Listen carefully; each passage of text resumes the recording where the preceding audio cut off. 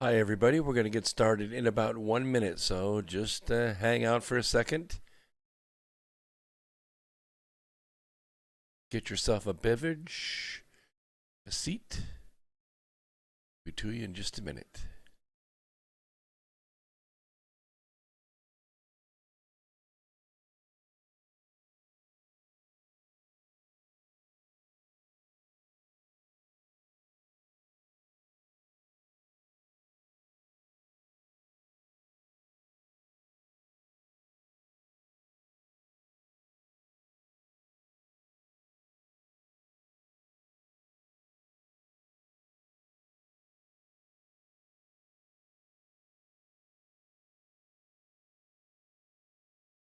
Alan, first one in the chat room. Good to see you, my friend.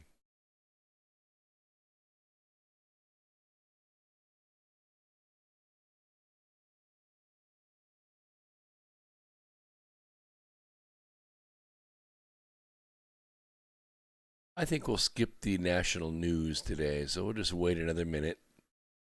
Just hang out a little bit. Fill up the chat room. Colleen, good to see you in there. Palm Springs, excellent. I love Palm Springs. Been there several times. Contact in the Desert is an amazing event out there. Easy Lion in London? Wow, that's great. Good to see you out there.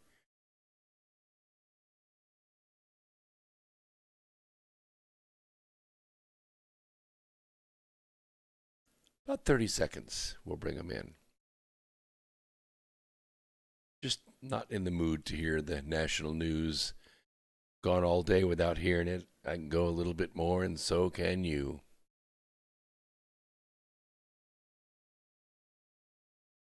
About 10 seconds.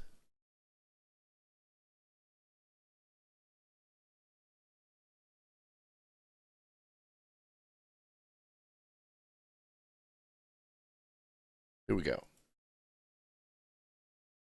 Trump says his personal attorney, Rudy Giuliani, has tested positive for coronavirus. No new update from the White House itself. New York Times is reporting that Mayor Giuliani is recovering at Georgetown University Medical Center. The word, first of all, this came down from the president himself. Where else but Twitter? Earlier this afternoon, he wrote, Rudy Giuliani, by far the greatest mayor in the history of New York City, and who has been working tirelessly exposing the most corrupt election in the history of the country, has tested positive for the China virus. Get better soon, Rudy. We will carry on. Fox's Mark Meredith. HHS Secretary Cesar calling COVID-19 vaccines the light at the end of the tunnel. And he says they'll be distributed quickly after approval. What I've always said is high tens of millions of doses of FDA gold standard vaccine by the end of the year. We'll have that. We'll have 40 million releasable, as well as a comparable amount that will be going through final quality control for release in January.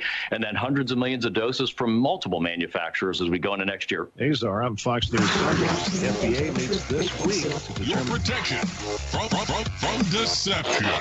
This is Truth Frequency Radio.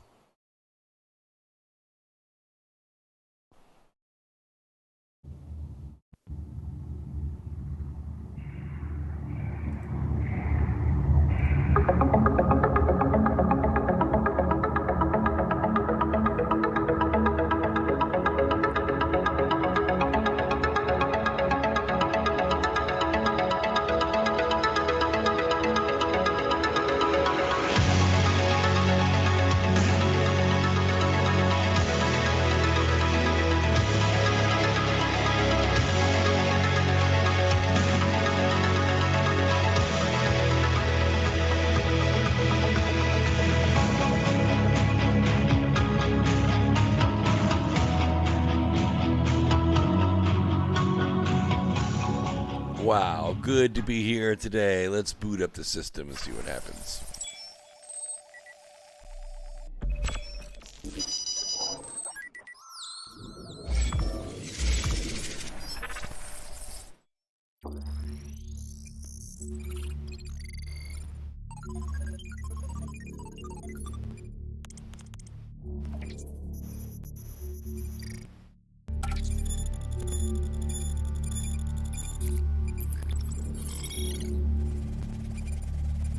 Okay, greetings, Earth Explorers. Welcome to X Squared Radio. I'm your host, Brooks Agnew, coming to you live from an undisclosed location east of the Appalachian Mountains. This is where the past meets the future. In here, the results are always positive, or at least we endeavor to make them so. We might go a little past your imagination, but have no fear. You will be safely traveling with us. Thank you so much, all the people filling up the chat rooms right now. We are streaming to you live through the Truth Frequency Radio Network, where the Truth Freaks hang out. We are not afraid to let our Truth Freak flag fly. We're also streaming on YouTube, Twitch, Periscope, Facebook Live, and DLive. So if you can catch us on any of or all of those platforms, most appreciated. We're actually trying to get to the affiliate level on Twitch, so if some of you want to switch over to that sometime tonight, we can get our average listenership up to the point where we can reach the affiliate level on Twitch. I would appreciate it very much. It's twitch.com/Brooks Agnew. Easy to find. Good to see everyone out there. Falcon 80th, Matt, Brandy, good to see you out there in Texas. Eric, let's see, Resto Man 59. Checking in from Joshua Tree, California. This is good. We're all over the place, from London to California. Got people in DLive, Early Bird, and Alan coming on over from the chat room at Truth Frequency. Very, very good. Thank you so much. Yes. Well, the Religion of Peace report, the last 7 days, has conducted 33 attacks. In these 33 attacks, they killed 255 innocent people. They injured 138 innocent people. They conducted 2 suicide blasts and spread their mayhem across 10 countries. All of this in the last week by the Religion of Peace. When will it ever end? All right, we see a lot going on in the news. Not many of us like to hear it. It is highly manipulated, what we're hearing out there. I need to let you know that, yes, we are in a war. We're in a consciousness war, a consciousness civil war. The Global Syndicate is trying to win through subterfuge on a scale never before witnessed. Thank you, Moverling5, for that gracious donation. It helps more than you know. First of the year, we're going to add phone equipment so that we can take phone calls on Wednesday nights. Sunday nights, we rely on the board at the Truth Frequency Radio Network. The phone numbers are posted. It will be live all night. Tomorrow, and this is why you listen to this program, because the news week starts now. It doesn't start tomorrow morning at 6 o'clock when Breitbart Radio comes on Patriot 95 or Patriot 125. It starts now. They will be listening to me tonight, and they'll be taking my analysis and incorporating it into their report tomorrow morning. Tomorrow, the Global Syndicate, through the global media empire, is going to try to apply pressure in the form of magical deadlines. They're going to try to force the presidency into China Joe's favor. Not so much because they want him in office, but because they want their Marxist officers in position to take over the country. By the way, have you seen the China Joe shuffle? Wow. He looks like he's on his last days. No, I'm serious. I see people down at the senior shuffleboard court moving more spry than that. He looks like he's very soon going to lose his ability to walk. I'm really worried about it. You see the burden of lies as a man who won just 17% of the country, weighing his soul to the depths of hell. The legions of demons waiting for the ribbon of blood to be cut so they can feed upon the innocent American like sharks chummed into a trance of horror is something to see. You can call upon God if you like, but what you are witnessing is his judgment coming down on America. He has always delivered his wicked children into the hands of their enemies as punishment for their inability to stop doing evil. The corruption of the human race, the blatant and epic murder of babies, and the violation of the innocent children by the millions every year is quite unforgivable.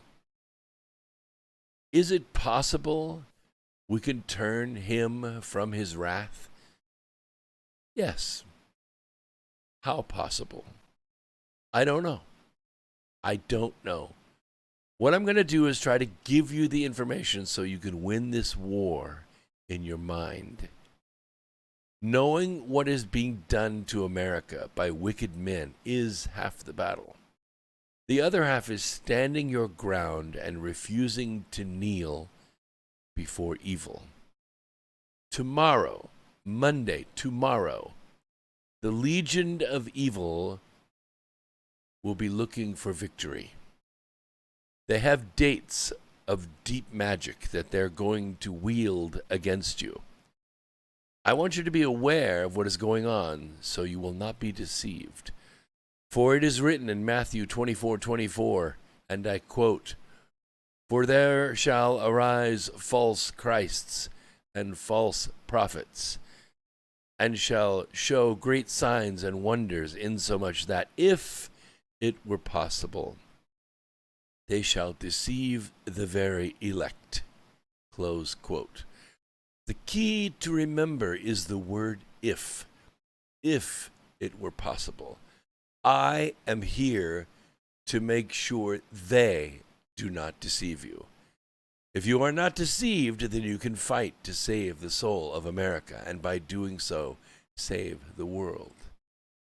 I want to share something with you from Project Amistad.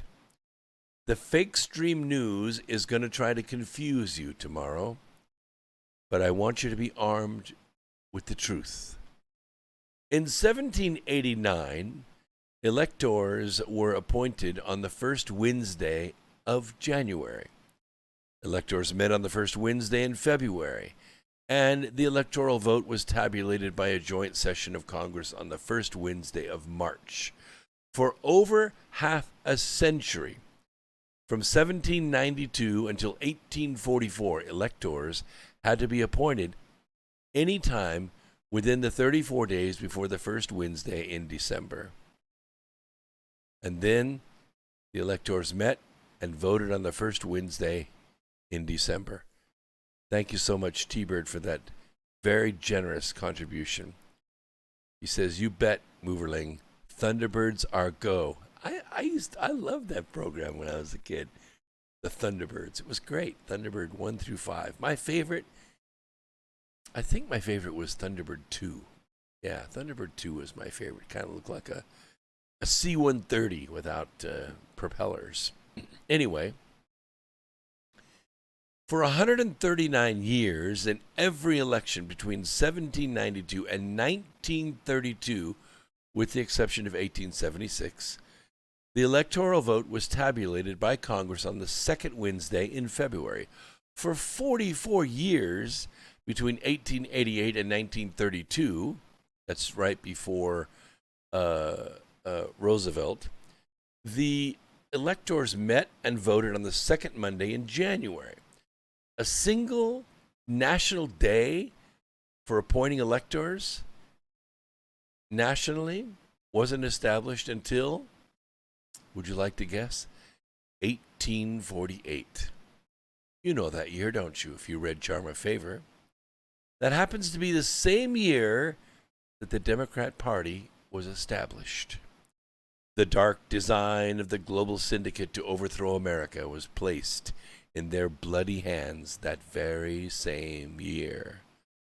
Moreover, the day of Tuesday was picked solely on the basis that it was obsolete with respect to religion and agricultural concerns. In the 1800s, most citizens worked as farmers, right? They lived far from polling places. It took days to get anywhere, and serving in government was a burden and not so much an opportunity to make yourself into a multimillionaire like it is today. Since it often took people at least a day to travel to a polling place, lawmakers needed a 2-day window for Election Day.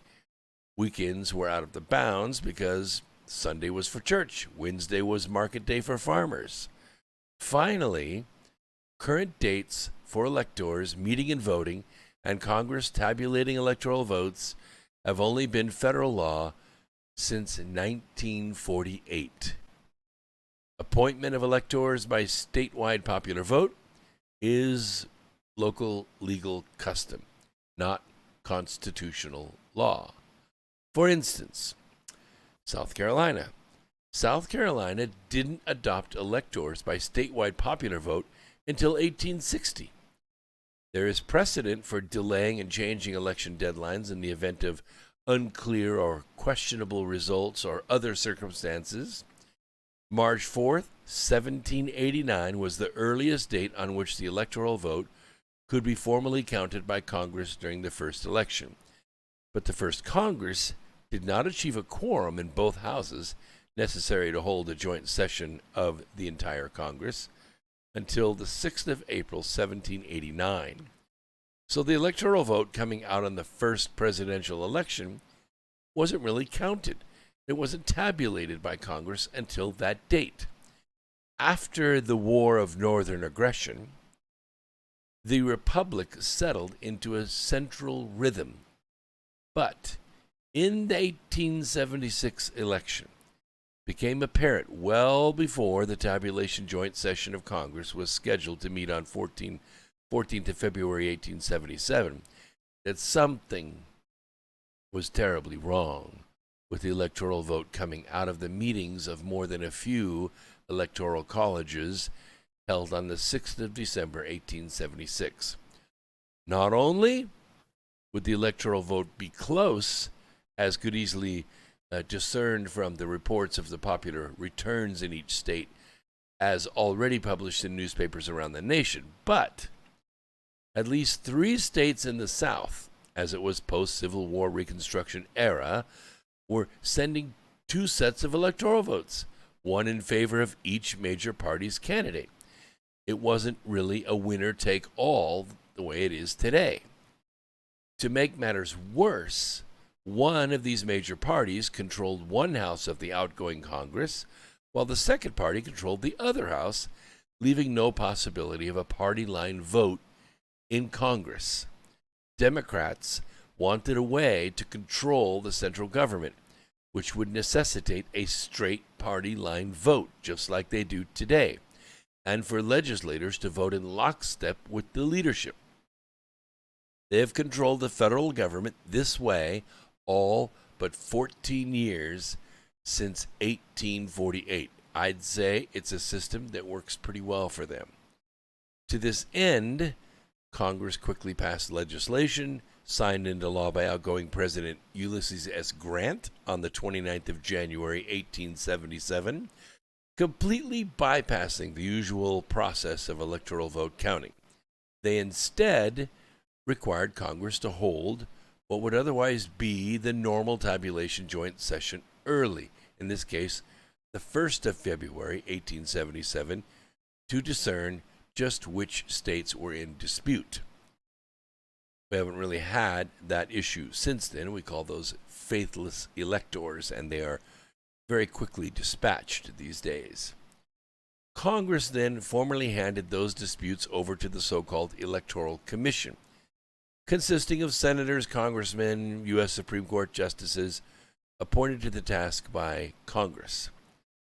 The earlier than usual meeting of Congress in tabulation joint session was intended to buy the Electoral Commission more time to resolve these disputes before the looming 4th March 1877 deadline, on which date a new president would have to take office.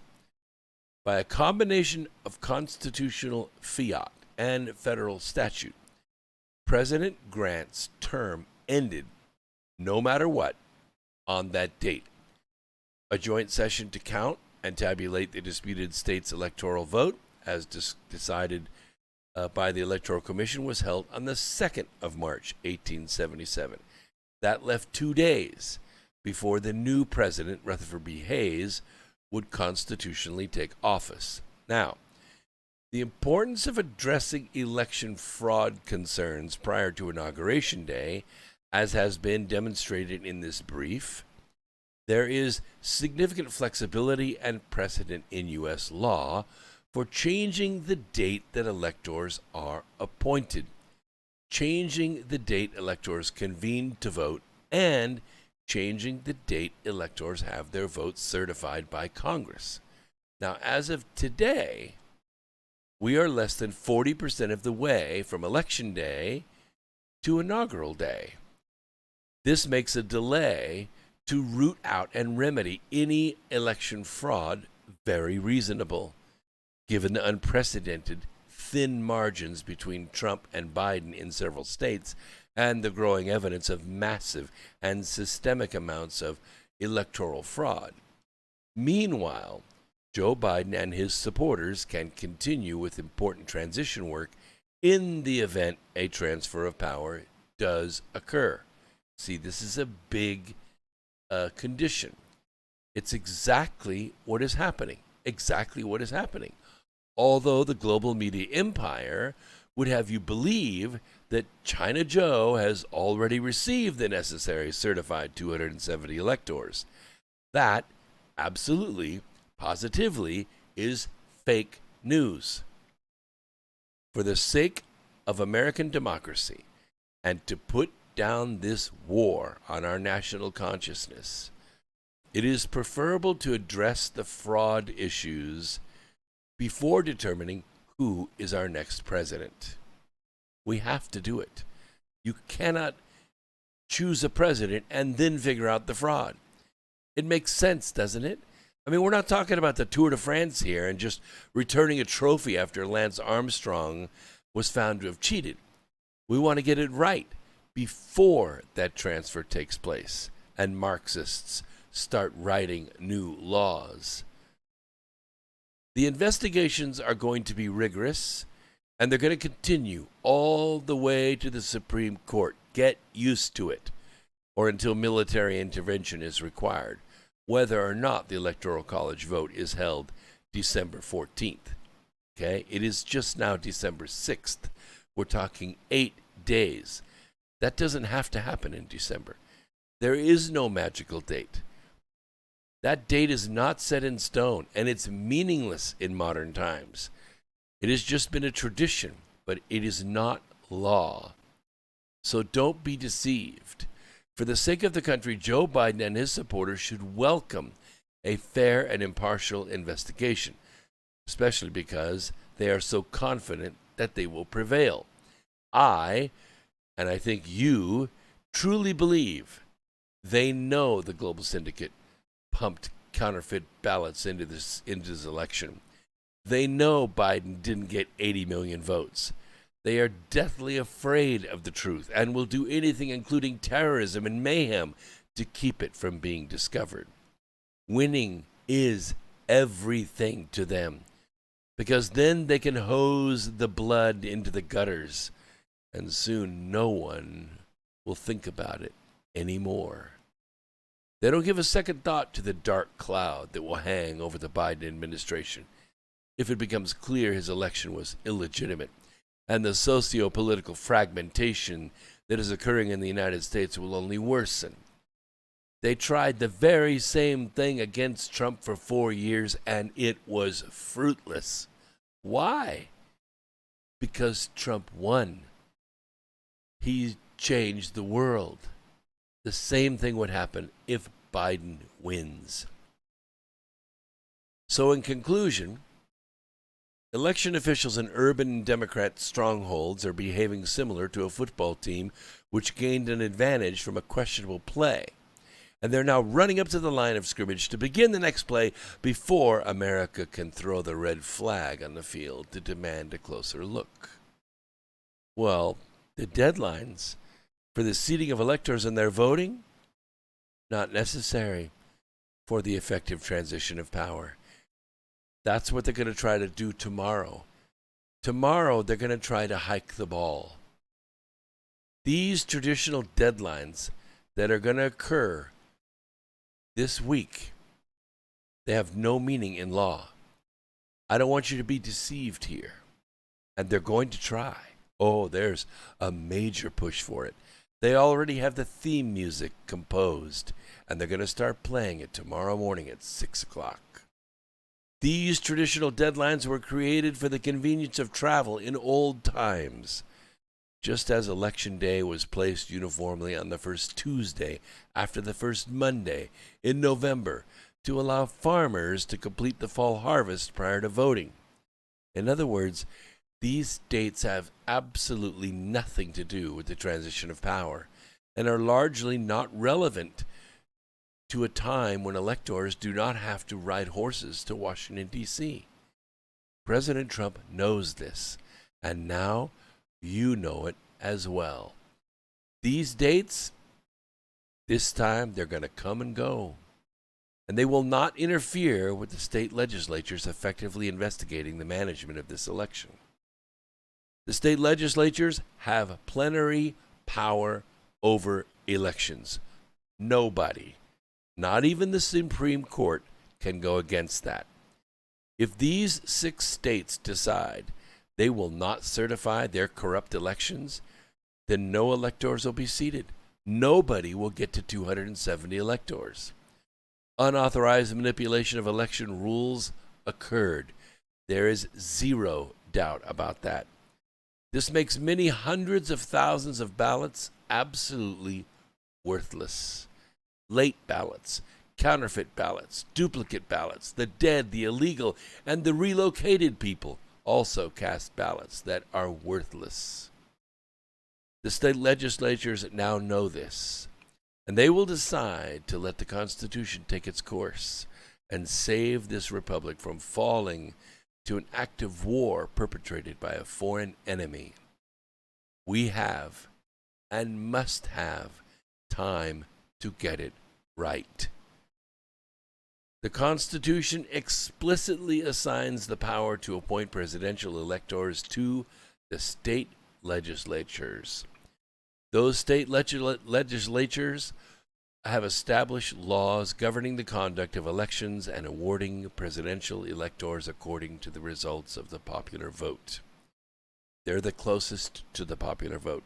They are your neighbors. They live right down the street from you, your congressmen, your senators. They're not located in Washington, D.C. They're located in your town, right down the street from you. They're one of you. The so-called safe harbor provision established by federal statute sets a deadline for determining electors according to the laws in place for that purpose in each state, because the laws governing the conduct of elections were flagrantly violated in numerous states during the 2020 presidential election. There were ballots that came in after the deadline. There were ballots that were backdated. These are flagrant federal violations of election law. There can be no determination of presidential electors pursuant to state law as long as that is allowed. As such, the Constitution makes clear that the responsibility rests with the state legislatures to appoint the electors. This should be done as expeditiously as possible, but the only deadline state lawmakers have an obligation to meet is the one deadline set forth in the Constitution: noon on January 20th, 2021. That's what I've been saying since Easter. At that point, we are in the territory of the 20th Amendment. Each state gets one vote to select the president. 29 states have locally elected legislatures that are Republican. The Senate will select the vice president, which is also controlled by the Republicans. Have no fear. Do not panic. Keep your powder dry. Make sure your pressure is applied in the right place. Your state congressman and Senate.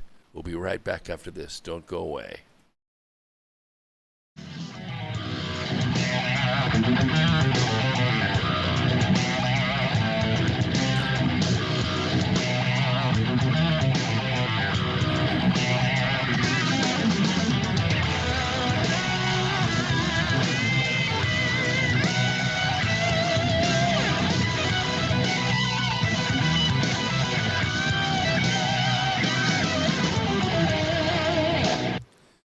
Okay, that allows me to silence the studio for 3 minutes, and you and I in the chat room can have a brief conversation. Let's see what's going on in here. Free miles per gallon says protests are up in front of Michigan Secretary of State Jocelyn Benson's home after lawmakers discover all Michigan county clerks were ordered to delete all election-related data from computers. Ouch! Really? Well, isn't that destroying government property? Yeah, that's a federal crime. Somebody's going to jail there. Wow. Yes, the state legislatures are largely spineless. If that's true, then you need to fire them. It's easy to do.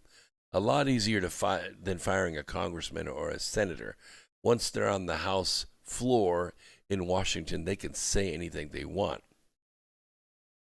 Alan, thank you so much. He says, I love this show. I'm learning. That's good. Lee Courier, looking super relaxed tonight. Light worker, cheers from Northern Ontario, Canada. Hey, I have an assignment for you, Lee. I am told that Dominion has closed down their offices in Vancouver and they have retreated to Ontario. Could you do a quick fingers walking through the phone book up there and see if you can find Dominion's offices? And if so, could you swing by there and shoot a little video and see if there's anybody there? I think those Dominion guys are hiding. I think they're running. I really think so. More free thinkers, you're over there on D Live. Good to see you. And no one will go to prison. Same old, same old. You know, I kind of feel the same way, and that's why when people ask me about martial law, what I talked about Wednesday night with General McInerney, I think I support it in this sense. I don't think tanks and everything should hit our streets and say, okay, nobody move. But I do think that this is a act of war against our election infrastructure, and I think that it requires a military response. What do I mean by that? I mean that federal marshals and special ops, if that's what's needed, need to conduct these raids. They need to seize all the Dominion equipment nationwide, all at once. Let's do it tonight. Operation Seize Dominion. I don't know, end Dominion. Grab every single voting machine in the country and put it under lock and key with military investigators. After all, it's their software. It's their weapon. Let's get it under control. Seize all the Dominion equipment. If they're nowhere to be found, no one's going to sue you, right? Come on. They're not going to. They're hiding. All right, let's go ahead and bring the studio back in. Real Radio.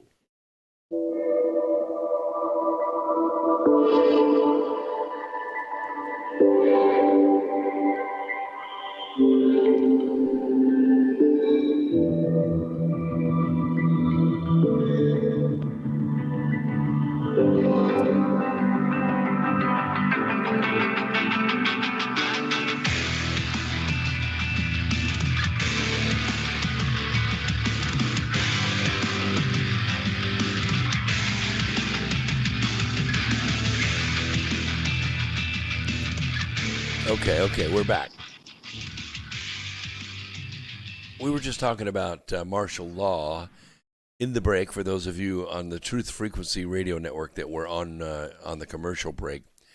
And what it means, to me anyway, my interpretation is that the military should move and seize all the Dominion voting equipment nationwide. And they should put it under military investigation, just like they would do a crooked election in Iraq or something. We need to ensure that we have free and fair elections in this country. And if it means that we have a do-over, we have a do-over. These are extraordinary times. You know, the CCP, the Communist Chinese Party, has 6 levels of warfare. You know, it begins with spying and subterfuge and blah, blah, blah. They've conducted 5 of them against us. 5 of them. The 6th, which I don't have 6 fingers, but the 6th would be kinetic warfare. Kinetic warfare means bombs. Nobody wants to see bombs flying, because if they fly this way, they fly that way. And you know and I know who gets caught in between. Well, it's us.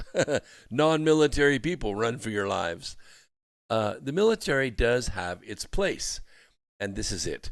When law enforcement is corrupt, why? Because law enforcement is professional. They get paid. They have a paycheck every single day, and that paycheck comes from corrupt city officials, mayors, and city managers and county judge executives. They're the ones that run the cops, and they're corrupt. And so, therefore, they're revenuers. That's what I call them, revenuers. Yes, they have a badge. Yes, a lot of them are honorable, but they gotta follow orders. They're following orders. They'll beat heads, kick in faces, use tasers, pepper spray, or kill you in order to collect their tax for the state. Sorry, that's just the way it is. You don't believe me? Go watch a couple thousand YouTubes and come back and talk to me about it. I'm telling you that the military can be given a task. They can be given a mission. And they could seize, 30, 40,000 of these machines in 30 states? Do the math. It's a lot of machines. It's a lot of money. But according to Executive Order 13848, the President and the U.S. Treasury have the authority to go after these. And if it means they have to send the U.S. military to do it in order to have a large enough manpower size to get it done in a timely methodology, then they need to do it. Send them in. Rate it tonight. Rate it right now on live while we're on this program. Do it. Do it. And get all this equipment in your hands. And once you do, then you'll know. Then you'll know where it's all connected, who it was talking to, where the pathway leads, where the money came from, who took the money, who gave the money.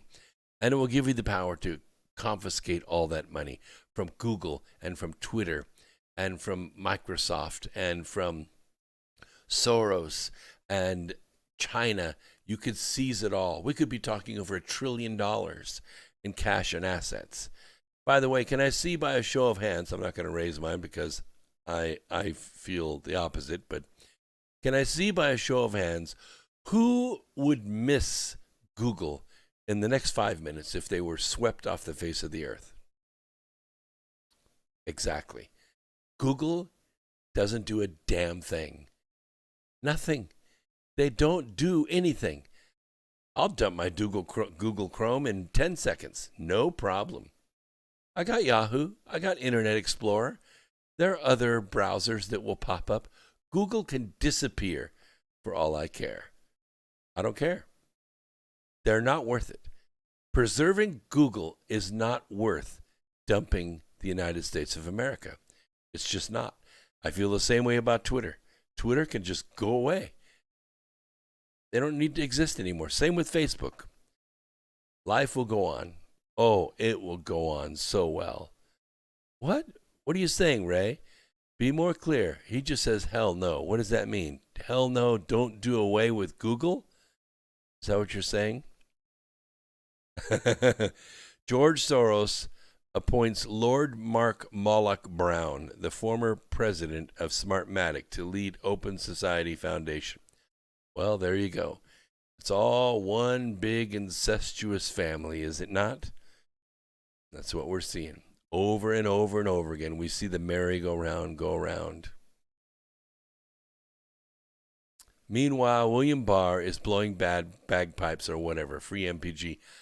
I tend to agree with you. Although Barr is not one to really show us cards. I mean, like, damn, the game's over. You know, we're scraping the chips off the table. William, you missed the game.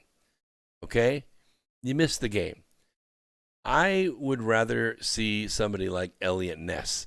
What we're dealing here with is organized crime. Really? We are dealing with organized crime. We're dealing with spies and foreign soldiers inserted into our government at all kinds of levels and in major corporations. Yes, they've taken down a lot of corporate CEOs. A lot of them have resigned. They have, I don't know how many indictments, 60,000, 100,000, 150,000. The question is, what difference does it make if the indictments are sealed? What difference does it make? A grand jury has met. A grand jury looked at the evidence. A grand jury decided, yeah, there's enough there to go to trial. Indict that person. Oops, we're going to seal that indictment. I don't get it. I don't care. I don't care who goes down. I don't care if we lose half of Congress. I don't care if we lose half the Senate. I don't care if 100,000 people in the agencies, departments, bureaus, and administrations go to prison. Do you? Don't care one bit. I want it stopped. I want the corruption stopped. It has to stop. It has to stop. Lee, thank you so much for the generous contribution. Winning is sweet. Happy Inner Earth, Lightworker, and peace from Canada. And Moverling throws another contribution in there. You had me at Google. Very good. I like that. You guys are so good to me. Yes. Yeah, there you go. Rust Belt Rick says, flush it down the toilet. Right on, brother. Right on. I mean, I'm not for total anarchy. Don't shut the streetlights down and let, radio waves go crazy. All that stuff has to be, managed. I was going to say regulated. I don't even like that word anymore. It has to be managed. But you could flush the criminal element down the toilet. Nobody is going to miss it. In fact, people will cheer. Do you know how many people support President Trump? I mean, yeah, he got 74 million voted for him. But there's a lot more that support him. There are 100 million people of our 330 million people in our country that support President Trump. And not only that, there are 1 billion people around the world, maybe more, maybe 1.5 billion people around the planet. When have we ever had a president that 1.5 billion people around the planet supported and love? They're watching us. They're watching our country to see if we get this right. So what's going on? I love to ask that question. Let's do a situation update. Offensive cyber warfare mechanisms activated. Election outcome now.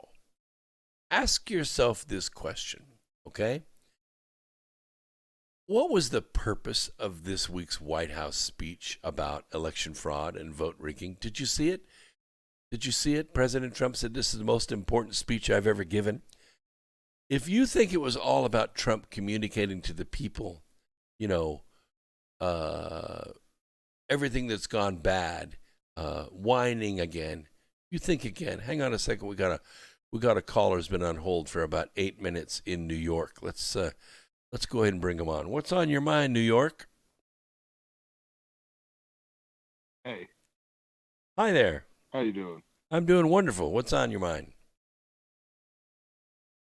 Oh, well, one of the main things that's been on my mind lately was with Fox and all that and their betrayal. And then, soon after the election was called, Flynn came on Newsmax for the first time, I think. Uh-huh. Was that the first time he was on at all? Went to a news station to actually speak, phone or whatnot? I don't know. I don't think so. 2016. I don't think so. Because I don't remember him. I wasn't watching Fox News or CNN or anything until 2018, so I wasn't sure. But I didn't really see him or anything. But the point is, I'm just curious as to why him and Trump have decided to support Fox News after that betrayal. Hold on one second. Sure. Oh, now I'm on hold. Well, I like the music, so we'll stay with it.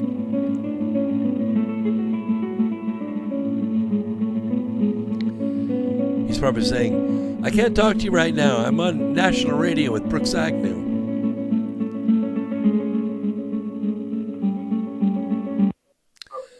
Okay, we're back. Nice hold music. Yeah, I'm sorry. Yeah, so reminds me of the elevator. No, it's a good question. One thing I know about so Donald Trump is basically. Donald Trump's not really big about burning bridges. He doesn't necessarily burn bridges, and that's what I like about Donald Trump. If you become his enemy, you slap him in the face, he's going to break your jaw, but he's not going to kill you. Are you still there? Yeah, I think we're having problems with that connection, so I'm going to put him back on hold just for a second. I get it. I get it. Sometimes you think, gosh, why is he supporting Loeffler? I mean, that's not a very strong supporter. And Perdue, give me a break. I mean, he couldn't even get a sentence out. And you know what happened when they walked out on stage, when he was giving his rally in Georgia? It was incredible. I mean, I've heard lock her up, lock her up. I've been in rallies before. I've never heard that intensity, that volume from people. They were saying, fight for Trump, fight for Trump. You know who they were screaming it at? Them. They were screaming it at the two hapless senators that were on the stage, because they weren't the sharpest tools in the drawer, let me tell you. No, let me get back to this. He wasn't just flapping his gums. This speech was really about Trump communicating with Chris Miller, the Secretary of Defense, right? And the DOD about foreign interference in the U.S. election while laying out the key national security justifications that are necessary to invoke what I'm calling the national security option for defending the United States against an attempted cyber warfare coup. It appears that Trump's Department of Defense intelligence team is making the case for exactly what I pointed out 2 weeks ago, that this was an act of war against our election infrastructure. It needs a military response. Trump is closing the trap to catch the Democrats in acts of treason. Yeah, I don't use that word lightly either. Treason and warfare against America. I know it sounds extreme, but it's true. With the recent testimony from Chinese dissident Mr. Vinez A. Olervides, by the way, comes from royal blood. You've seen a picture of this guy? He looks like right out of Chinese movies. He's gorgeous. He is rich. His family goes back thousands of years. This guy is no slouch, okay? He confirmed that the Democrats ordered as many as 5 million counterfeit ballots in various state formats from a high-end process printer in Guangdong, China. This is precisely what I reported to you on Easter Sunday. I said as soon as the primaries were over, the Chinese presses would begin running massive amounts of pre-voted ballots with China Joe as the choice for president. And as of now, 1.5 million of those ballots shipped from China to Canada and Mexico are unaccounted for since July. I wonder who has them.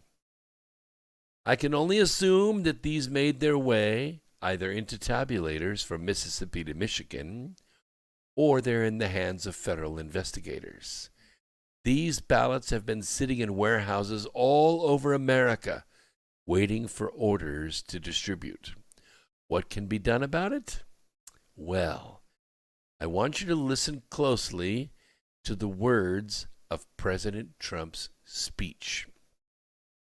Consider what Trump said in this last week's speech. About 95% of the speech was, filler. It just was. You have to listen closely because he puts things in and then he jumps back off the teleprompter and goes his merry way. Only 5% of this speech really matters. First, he lays out that he has a sworn oath to defend the United States Constitution against the wartime siege that's underway. As president, I have no higher duty than to defend the laws and the Constitution of the United States. You remember him saying that? That is why I am determined to protect our election system, which is now under coordinated assault and siege. That's what he said. If you listen to those words, it should raise the hair on the back of your neck. He then explains that the vote was criminally rigged with fraud, which is a crime. That is, that it's now time to overturn the election results and correct them. Here's what he said. Millions of votes were cast illegally in the swing states alone. And if that's the case, the results of the individual swing states must be overturned and overturned immediately. Then he explains that China was part of this entire plan from the very beginning, as I said on Easter Sunday, via their engineering and launching of the coronavirus, which Democrats used to justify mass mail-in ballots, which are used to steal the election. The statement specifically invoked national security elements of our defense protocols. I'm going to quote again. The Democrats has this election rigged right from the beginning. They used the pandemic as an excuse to mail out tens of millions of ballots, which led to a big part of the fraud. And there is no one happier than China, close quote. Trump then calls for a full forensic audit. When have you heard those words? Full forensic audit. Oh, you've heard signature check, you've heard, audit the ballots, but a full forensic audit. Who can actually do that? I'm thinking Department of Defense. Yeah. Because they're the only ones that won't be corrupted. They're the only ones that won't say, oh, that signature's fine, that one's fine, that one's fine. They don't have an agenda. Okay? This audit, which can obviously take place only under military authority, since the local election officials are all corrupt, they're fraudulent criminals, they all have biases. He explains this himself, and I quote, dramatically eroding the integrity of our elections was the Democrats' number one priority, for a simple reason. They wanted to steal the 2020 presidential election. All of the Democrat efforts to expand mail-in balloting laid the groundwork for the systematic and pervasive fraud that occurred in this election. I guess you missed that part, didn't you? It was in there. I just quoted it. Then, about 30 minutes into the speech, he invokes legal language. This is really important. Legal language in this speech. It clearly references the September 12, 2018 executive order that I told you about, 13848. I read it to you a couple of weeks ago. Powerful, powerful tools that it gave the U.S. Department of Treasury. This executive order describes remedies for foreign interference in U.S. elections. He laid the groundwork. 2 years ago, he laid the groundwork. Talk about 5D chess. That means the U.S. Treasury has authority to seize assets. Oh, yeah. From the CCP all the way to Google, congressional campaign budgets, district attorney campaign budgets, and even major media outlets like CNN. Here's what Trump says, and I quote, the only conceivable reason why you would block common sense measures to verify legal eligibility for voting is you're trying to encourage, enable, solicit, or carry out fraud. It is important for Americans to understand that these destructive changes to our election laws were not a necessary response to the pandemic. The pandemic simply gave the Democrats an excuse to do what they were trying to do for many, many years. Close quote.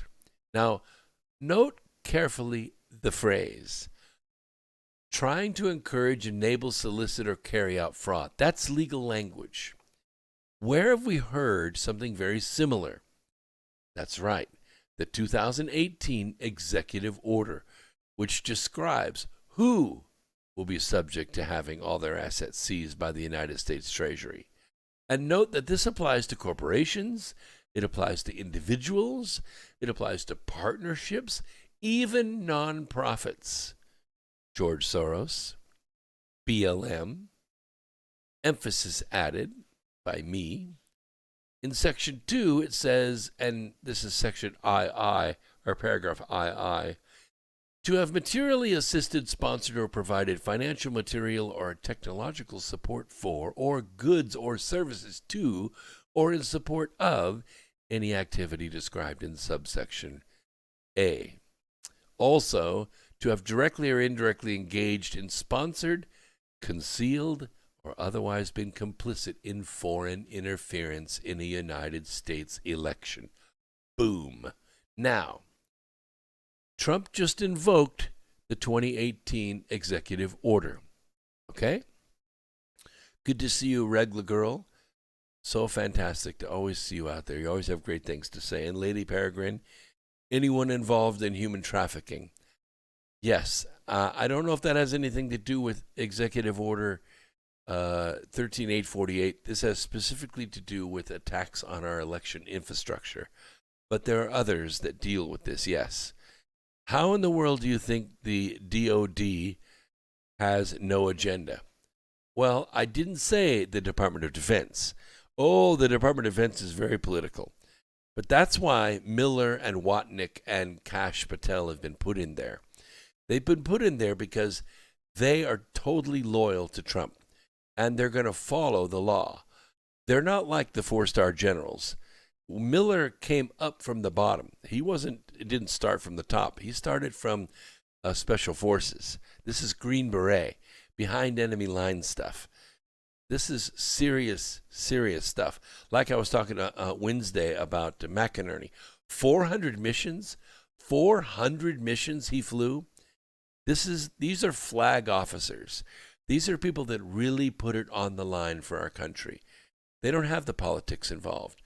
All they want is the law followed. They swore to uphold the Constitution. They're not swearing to uphold the Democrat Party. So the Department of Defense, yes, absolutely, you are right. This is a Serb 1978. I agree. But the military is not the Department of Defense. No, sir. The military is not the Department of Defense. I said put military intelligence in place that can grab these machines and forensically analyze them. These are people that are totally dedicated to the Constitution. They don't care about party at all. So I want to believe it too, but I tell you, I was in the Air Force. I met some of these guys. I've been in the Pentagon a few times, and I've seen the shiny stars on the shoulder. At first, you're in awe of it. Here's a four-star general in the same room as me. But after you hear them talk, after you do business with them, you realize, wow, this guy's really a politician with a blue shirt on.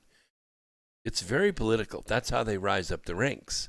That's how they go. They're not flag officers. I doubt seriously they've ever flown a combat mission. So, yeah, I want to believe it too. But if I had faith in anything, it's going to be the U.S. military that's loyal to this president. Let me finish my point here, because it was important that Esper, some people called him Jesper, but Esper was thrown out. He was thrown out. He was a lobbyist for Raytheon, which is a big military contractor, so everything he did had to make his stock at Raytheon worth a lot more money. I'm glad they got rid of Esper. Now they have Miller, who's a pure military man, and Watnick, who is an absolute genius, straight right down the middle, total constitutional undersecretary, and of course the incredible cyber genius Kash Patel. He's the one that uncovered the coup in the first place. So he invokes the 2018 EO.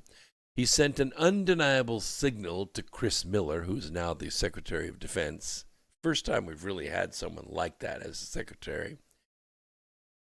His low-intensity conflict leader, Ezra Cohen Watnick, which, what? Hey, break time already.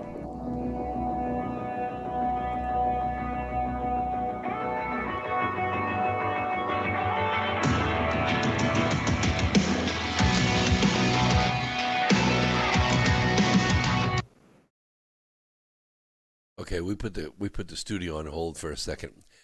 Watnick is a very I was going to call it an astute name. It is not a widely. It's not a name that takes up a lot of room in the phone book. I'll put it that way. Very, very smart family line. And the new acting Undersecretary of Defense for Intelligence and Security, and also the genius cybersecurity expert Kash Patel, who is now the Chief of Staff. He acts as the gatekeeper for the department's time and resources. Now, they're like the edge of the sword of Damocles. You know what the sword of Damocles is? Well, you can look it up, but it's an edge that's so sharp it will cut through anything. Nothing can stop it. Once it falls, it's going to go through everything. So they make the edge of the sword of Damocles ready to fall on the Democrats, the treasonous media, and the complicit big tech giants that have all engaged in concealing, advocating, or supporting foreign interference in the U.S. election. Believe me, nothing is going to stop these guys. Nothing. So what is the remedy for such acts of treason against the United States? Under existing U.S. law, it's a felony and a crime to rig votes. People go to jail all the time for this. It's no big deal. Every election, people go to jail for this. But this is something different. This is something different. What are you saying in there? More Freethinker says, do you mean a Muslim tried to unseat a Jew? What does that mean? I'm missing something. I'm not going to go back and read this whole line of thought in the chat room, but that we don't really talk like that on this program. We don't label people. They're individuals with individual thoughts. Unless they act like a group, then they're the religion of peace. We don't talk about Muslims or Jews on this program, so I need a little bit more information, more free thinkers, a little more information before I react to that. And we have a caller in Grand Prairie, Texas, and I will bring them on as soon as the commercial break is done. What do I mean by different? Well, under military law, during a time of war, this kind of activity is called treason. And under the narrow conditions established by the 2018 executive order, each of the entities engaged in this behavior will have all their assets seized by the U.S. Treasury. It's a lot of money. It's over $1 trillion. Translated into plain language, it means that Twitter, Facebook, CNN, The Washington Post, Google, MSNBC, etc. are all now able to be completely seized, have everything shut down, taken over by the Trump administration, as they all engaged in the defined behaviors outlined in the 2018 executive order. We'll bring the studio back in.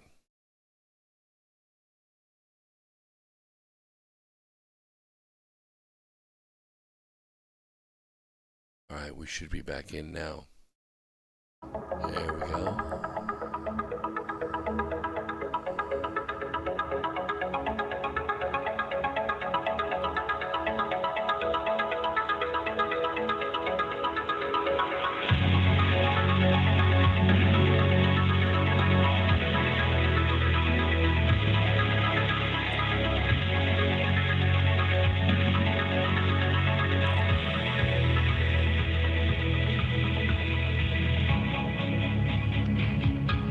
All right. Very good, very good.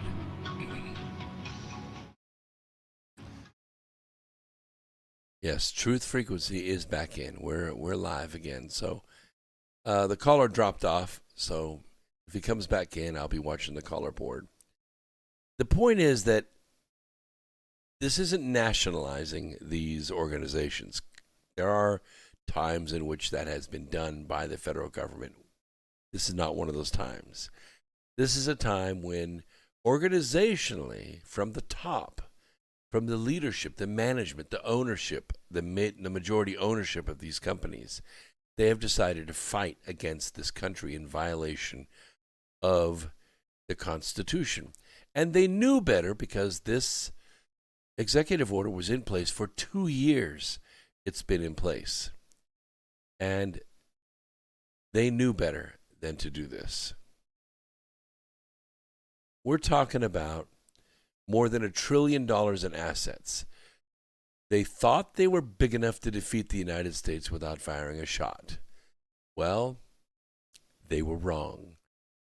Consider that as this evidence is listed, the Trump's attorneys and the Department of Defense White Hat team members, not the whole Department of Defense, because there are black hats in the Pentagon as well. If you doubt me, read the book Charm of Favor. It describes a war that goes on in and around the Pentagon. It is something else if you haven't read it. They're now in possession of this information, much of which will surely be presented to the Supreme Court of the United States and most likely by Sidney Powell once one of her cases reaches that level of the judicial system. Now, the judges that are slowly but surely, turning it down one after the other, these judges are doing it in Nevada and Georgia, etc. They're accomplishing their mission, okay? They're throwing themselves on the sword, each of them committing impeachable acts by denying all the evidence that's presented in their court, turning their faces, refusing to look at the evidence. They're each accomplishing their mission, which is to delay. All they want to do is delay. Why? Because they know January 20th is coming. They know that if this doesn't make it to the Supreme Court by January 20th, it doesn't matter.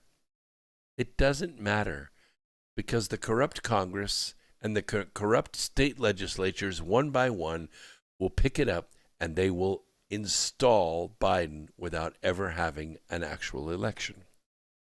Just like they would install Trump without actually having an election. The difference is, if Trump goes in, you have 74 million happy voters. If Biden goes in, you have 74 million pissed off voters, and they're all armed.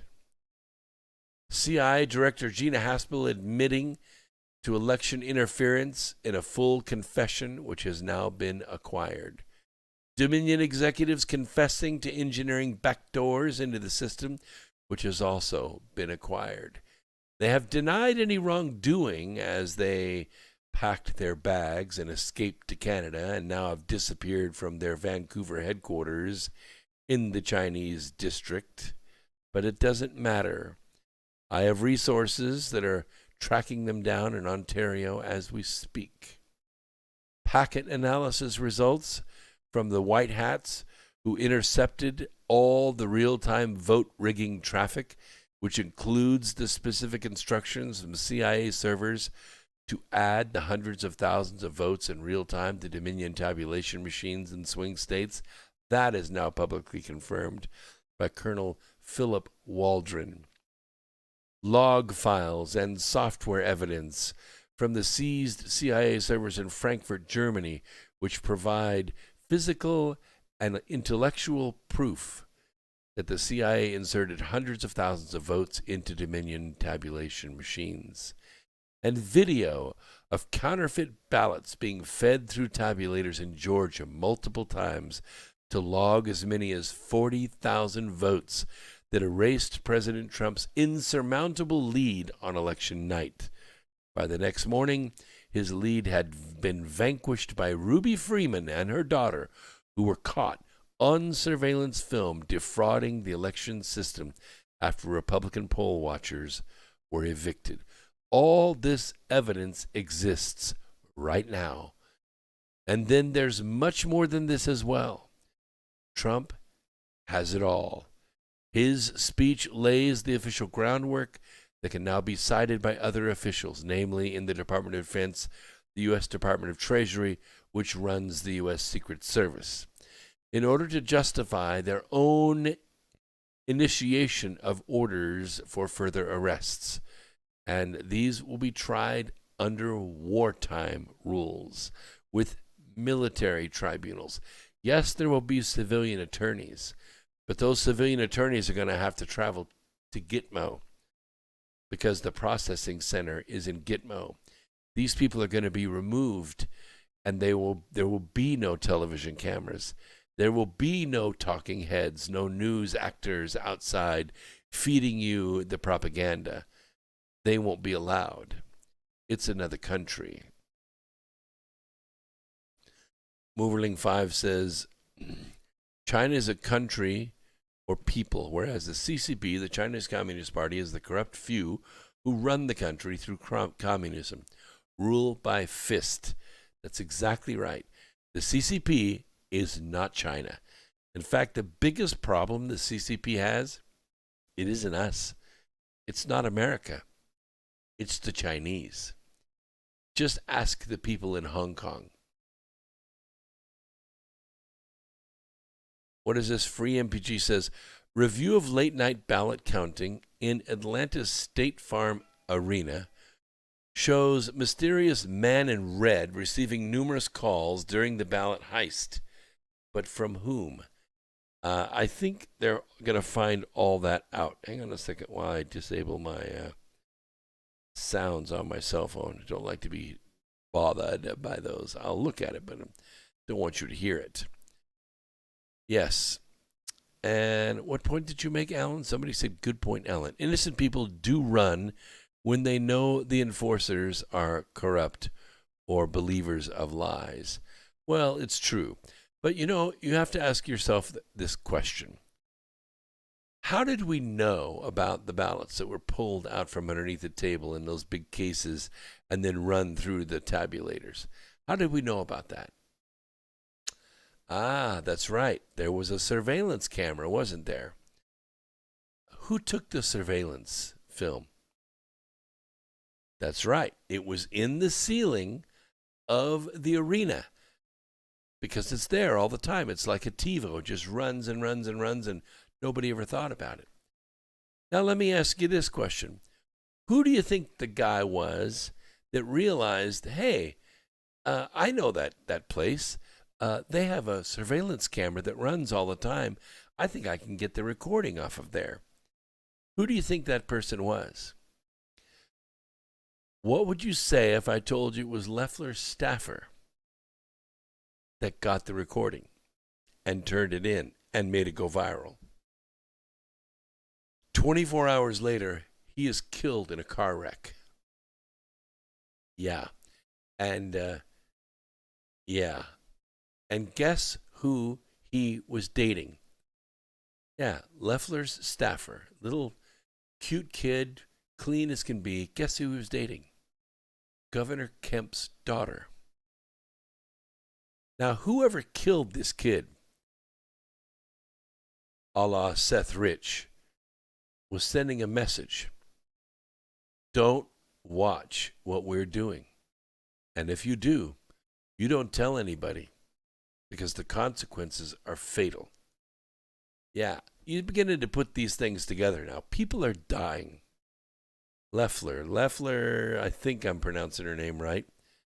Isn't she the senator from Georgia?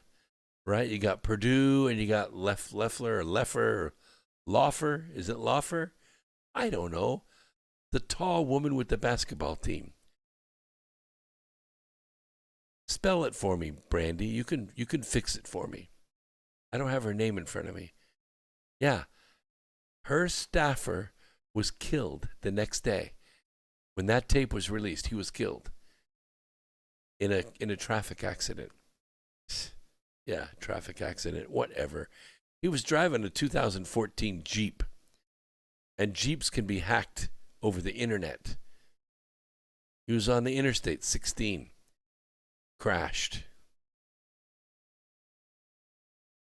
5-hour motorcycle drive through Ojai, California. I've just been motorcycle shamed by Doug F610.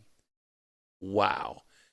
I was so proud of my 40 minutes of two-wheeled meditation I took the other day in a rather chilly 55-degree day with the sun in my face. It doesn't do any good at 80 miles an hour. But I've just been motorcycle shamed by Doug F610. 5 hours through Ojai, California. Wow, Ojai. I am so jealous. Ah, wow. Well, it's that time of year, the bike sits in the man cave and doesn't complain too much because it knows it's too cold to ride. Stephen, that's a good point. It still breaks my heart. He says, a death or two here, a death or two there. Who is counting? It breaks my heart. This young kid had his whole life ahead of him. Smart, good looking, in the right place, seated near senatorial power. He had a future in front of him. They killed him. They killed him over a stupid surveillance tape of them cheating in an election. Yeah, I was right. Loeffler. Lori Loeffler. That's right. That's who I'm saying. That's what I said. Okay? I got it. I was right. Yes, it is good to meditate, Larry Peregrine. But I don't have time to do it on a pillow, so I straddle my machine and crank up the V-twin and take off with the 75-mile-an-hour wind going up my nasal passages to my pineal gland. It's great. It's awesome. You should try it sometime. So in case you're wondering whether the U.S. military under Trump really has the authorization to respond, we've been asking about this. People call it, it's martial law. We don't want to have military, on our streets, all of that. I get that. But think, use your head here. This is an active war. And by the way, thank you very much, Doug, for that contribution. Someone may match, ? We shall see. What is it? Oh, Lady Peregrine says no pillow needed. Well, I have 5/8 of gel pad underneath the vinyl on my motorcycle seat. So in essence, it's a pillow. But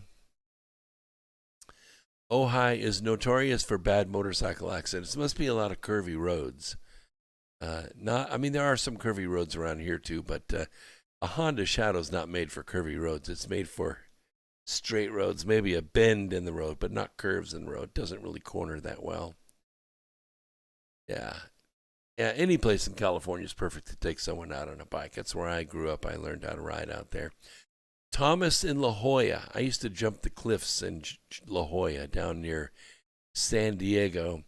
If China was involved with stealing the election, could our debt to them be evaporated? It's one campaign promise from Trump he hasn't done yet. Very smart. Very smart, Thomas, because that's exactly where I was going with this. Why would we repay a debt to somebody who has committed an act of war against us? How do you punish them? Well, you say, you know what? I wish you hadn't done that, but since you did do it, guess what? Paid in full. That's it. We're not paying you. And it's not bankruptcy. Consider it a counterattack. Ooh, Moverling 5 just matched Thomas. This is exciting. I'm just going to sit back and... No, I'm going to participate. I'm sorry. I was kind of watching the tennis match here. Rebel Shell? Or is it Rebels Hell? Interesting. He's on D Live. I did a video of the Harrison Deal, who was Kelly Loeffler's staffer that was killed yesterday. Well, I'm not going to click on it because I'll get a copyright strike. But the link is in the chat room if you guys want to look at it. That's fine with me. What do you think, Rebel? Just give me the gist of it. Do you think Harrison Deal was involved in securing that surveillance tape and that somehow this was retribution against her campaign to straighten up and fly right? That's what my mom used to say. I have no idea what it means, but to watch your P's and Q's because we can get as close as we need to you. Okay, Harrison Deal is the kid who was killed in the car blast. I believe it was a drone bomb. Pretty hard to do on 16. I think it was more like Michael Hastings because it was a Jeep, a 2015 Jeep, and those can easily be hacked over the internet. I think somebody hacked his car and maybe sent it into high speed, locked the windows and doors, prevented him from turning the engine off, and then slammed it into a bridge abutment. I don't know all the details of it, but I don't think he took out a whole bunch of people. I don't know if it was a head-on, kind of hard to have a head-on crash on an interstate in broad daylight, but interesting. Gotcha. I like all the chitter chatter in the chat room. It helps me redirect. All right, let's see. Okay, what is it? Wow, we got Albany, New York, taking up 2 phone lines. It's the same phone number, been on hold for 1 minute. Let's try this again, okay? New York, is that you? And we Is that you? Oh, wow, that was really cool, wasn't it? I think he's just listening. That's technical difficulties in New York. I'm not really sure what's going on there. But that's the question. Does he have the authority? Well, under Section 394, authorities concerning military cyber operations. In paragraph A, it says, in general, the Secretary of Defense shall develop, prepare, and coordinate, make ready all armed forces for the purposes of, and when appropriately authorized to do so, conduct military cyber activities or operations in cyberspace, including clandestine military activities or operations in cyberspace to defend the United States and its allies, including in response to malicious cyber activity carried out against the United States or a United States person by a foreign power. Paragraph B, affirmation of authority.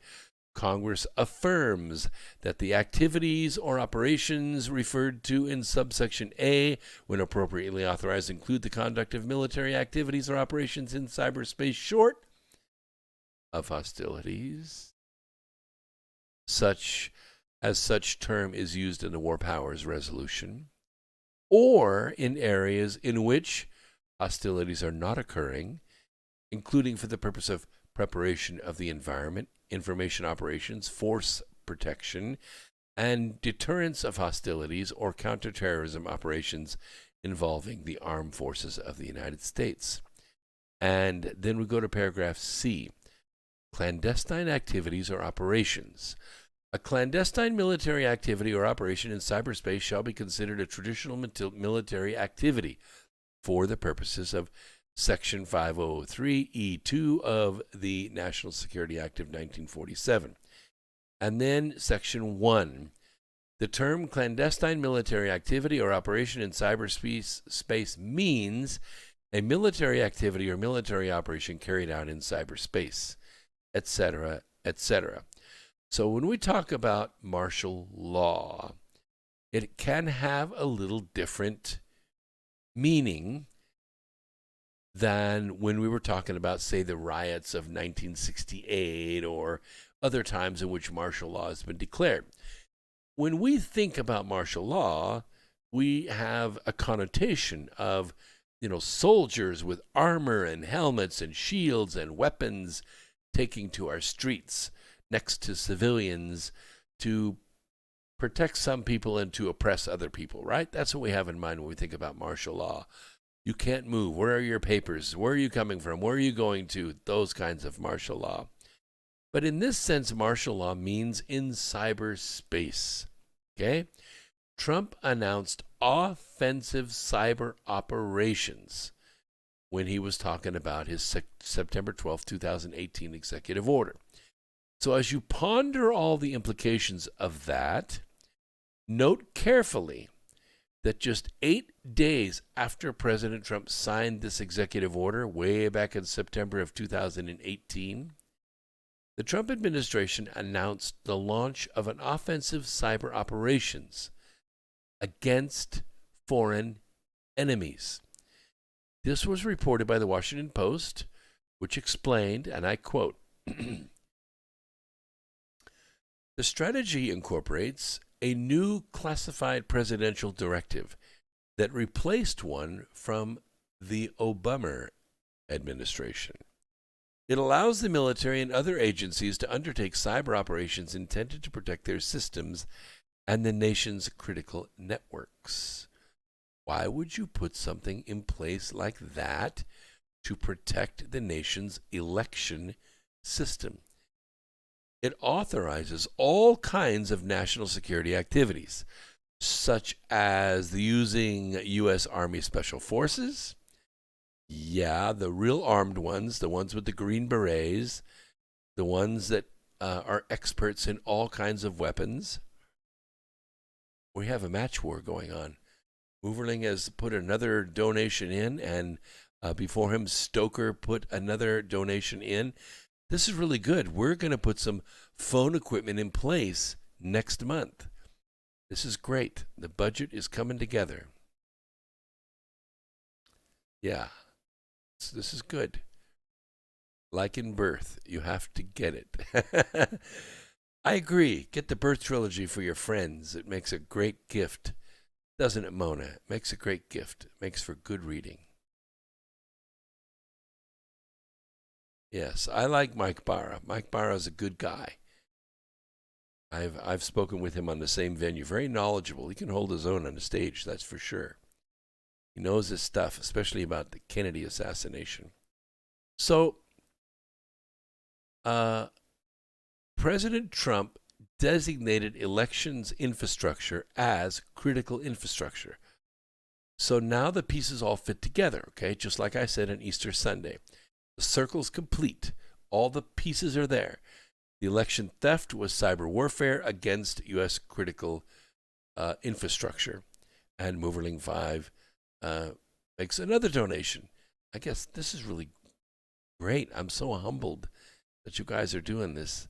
It's really helping out.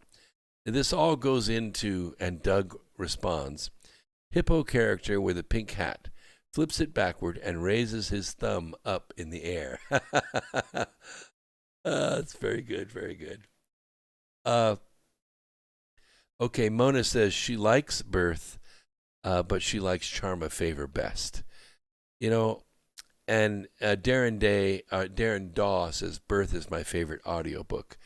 Yeah, I like the audiobooks of Birth. They really do well. But, you know, did you listen to the audiobook of Charm of Favor?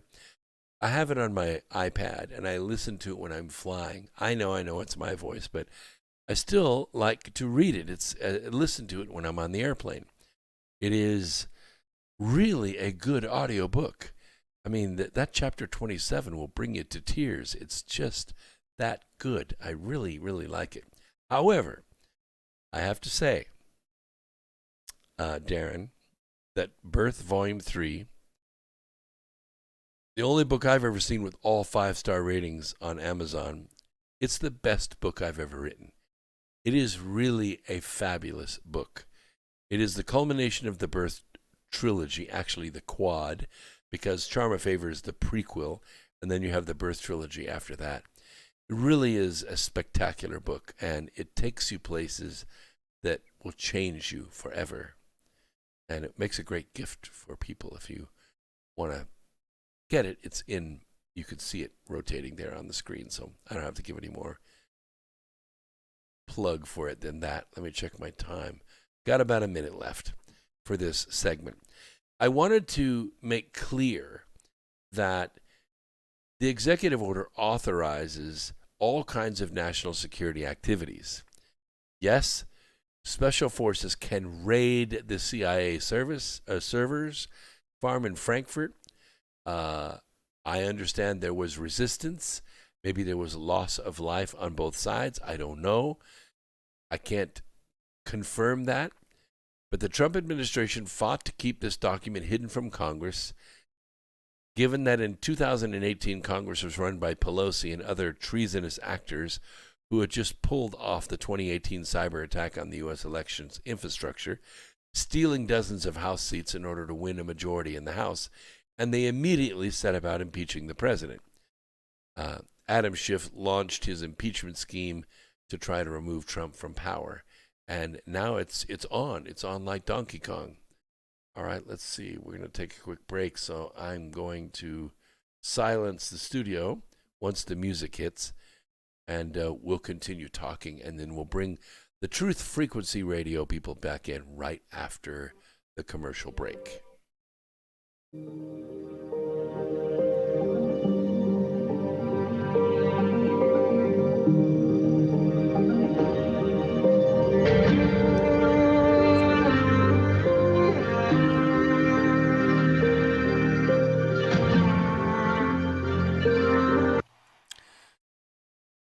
We have 3 minutes. So that's why he put the executive order in place, because the election was so upside down in 2018. He could see what was happening. Trump was able to prevent the House from reading NSPM number 13 for 17 months. There's an outfit out there called Fifth Domain. I'm going to leave the link in my notes, so if you want to read about that, you can. They said, on a bipartisan basis, some of us sent a letter to the Trump administration demanding that they share with at least some of the leadership on the Armed Services Committees the rules of engagement for certain cyber contingencies. The Obama folks did give us that information. The Trump people changed it, but then they were reluctant to show us. And that's true. They were reluctant to show them because it was the enemy that was reading it. What we now know is that Trump was planning the 2020 election's sting, a kind of cyber warfare trap. And he was planning it all the way back in 2018. And that these cyber warfare response protocols were intentionally kept from Congress for as long as possible while plans were put in place to catch the Democrats stealing the next election. Trump, Miller, Watnick, and I think Kash Patel and other key players are putting the cyber warfare infrastructure in place as far back as 2018. Well, now those crafters, those architects of that not only executive order, but the plan for executing it, for undertaking the military operation part of it, are now in charge. Miller is now the Secretary of Defense, Watnick is the Undersecretary, and Kash Patel is the Chief of Staff. If there ever was an organization inside the Trump administration with tremendous cyber warfare capability, nigh unto something we might call Q, it would be these three men. And maybe Nunez and maybe Michael Flynn. But it's a very small, tight group of loyalists who are not just loyal to Trump, they're loyal to the Constitution. Trump is loyal to the Constitution to a fault, and he wants to make sure that it is sustained. The Patriots, in other words, really are in charge right now, finally. And they planned all this since 2018, putting in place the framework to trigger the appropriate national security responses. We are running out of time, because once the Democrats took the bait and they tried to steal the 2020 election, they're not going to give up. They're not. We'll bring the studio back in.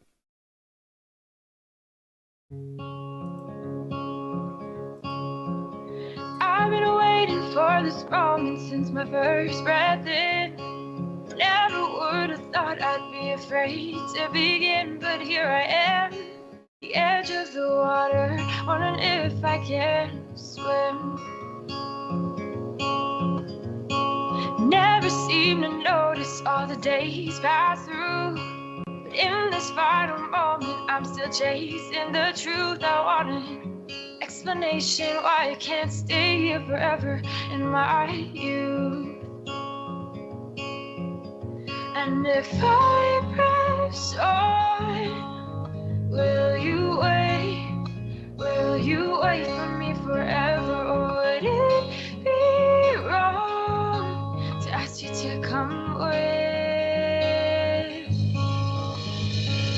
Tell me, will you wait? Yes, I love that bumper music too, Brandy Lou. It's she really does a sweet job with that.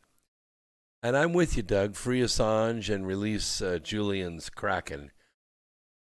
I don't think Julian Assange did anything wrong publishing those documents. He didn't steal them. Maybe he solicited the stealing of them. So what? That's what reporters do. I think what we're doing to him is a crime against humanity. I think he deserves a Nobel Prize, or at least a Pulitzer for journalism. So, Gitmo must be getting close to full capacity at this point, with lots more detainees on their way. there are individuals out there who watch the traffic of military aircraft. One in particular, Monkey, something Monkey. I can't remember what it is now. I want to say Code Monkey, but there's Code Monkey something else. This monkey, Boo, will probably help me out. If she's listening, she'll know who he is.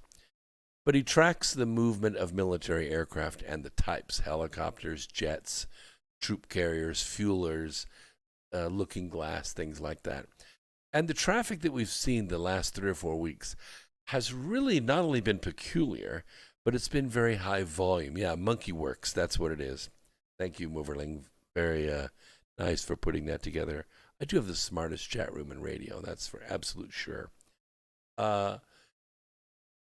The type of aircraft that are being moved are, and in high volume, of course, the Blackhawks, which are able to move up to 36 troops if they're lightly armored, 26 if they're heavily armored.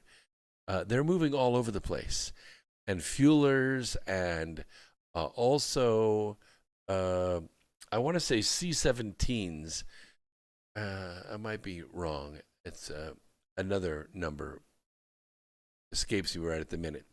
But this particular aircraft is loaded with electronics. Normally, it is sent up in the battlefield. And what it does is it coordinates activities on the ground and in the air below it. It also coordinates with satellite activity. It is loaded with jamming equipment, with monitoring equipment. It can monitor cell phones, jam cell phones, track cell phones. It can track automobiles on the ground, all kinds of capabilities that this aircraft has. And there have been several of them in the air, which is kind of crazy to see that flying over American territory. And the other thing is a tremendous amount of traffic from Florida to Gitmo and back and up the coast. And you're wondering, why in the world is all this going on? Well, you know, there are over 100,000 C-17. I don't know if it's the C-130s. The C-130 is the 4 turboprop. It's the Hercules, the military version of the Hercules. And it's a turboprop plane. It can be loaded with electronics, but that aircraft is mostly used for freight. It has that kind of drawbridge back in it where it can let out tanks and jeeps and all kinds of pallets of gear. But the C-17 is the electronics aircraft. This is an aircraft that, if you've ever seen one, they're gray in color, of course. But if you ever see one, it kind of looks like an old 707. And it has a large, like, gondola-like thing underneath the front fuselage. By large, I mean like 30 feet long.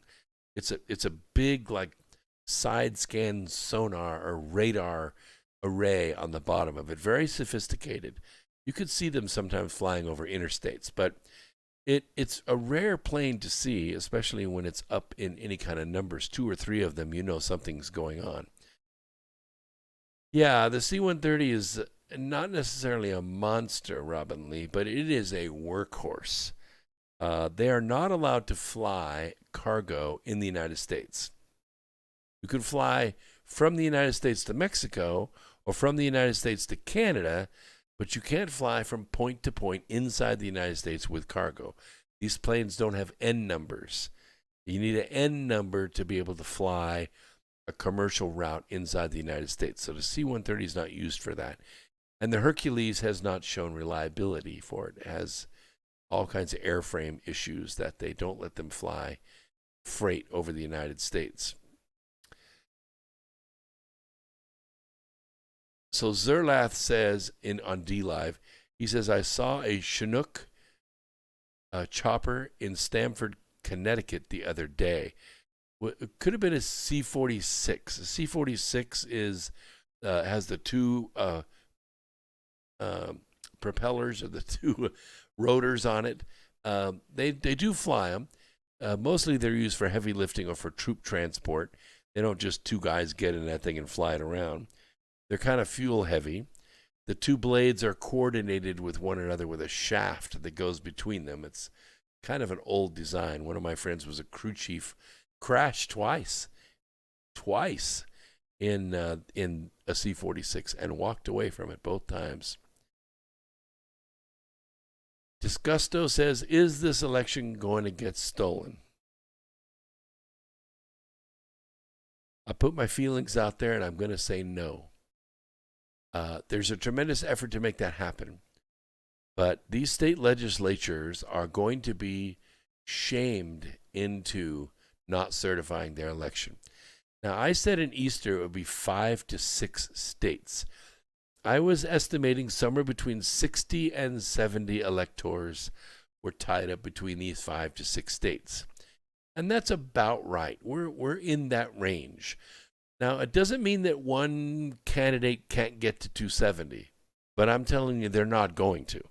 They're not going to, because there's no way Biden got the votes. And it's even questionable that the states that Biden did win were traditionally blue, but maybe not this time.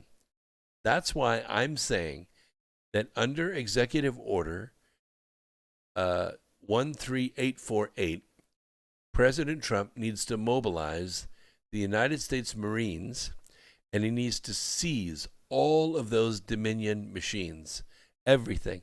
The servers, the computers, the thumb drives, the laptops, everything. Seize all the equipment and forensically analyze it with military specialists, because after all, it's their software that they're weaponizing.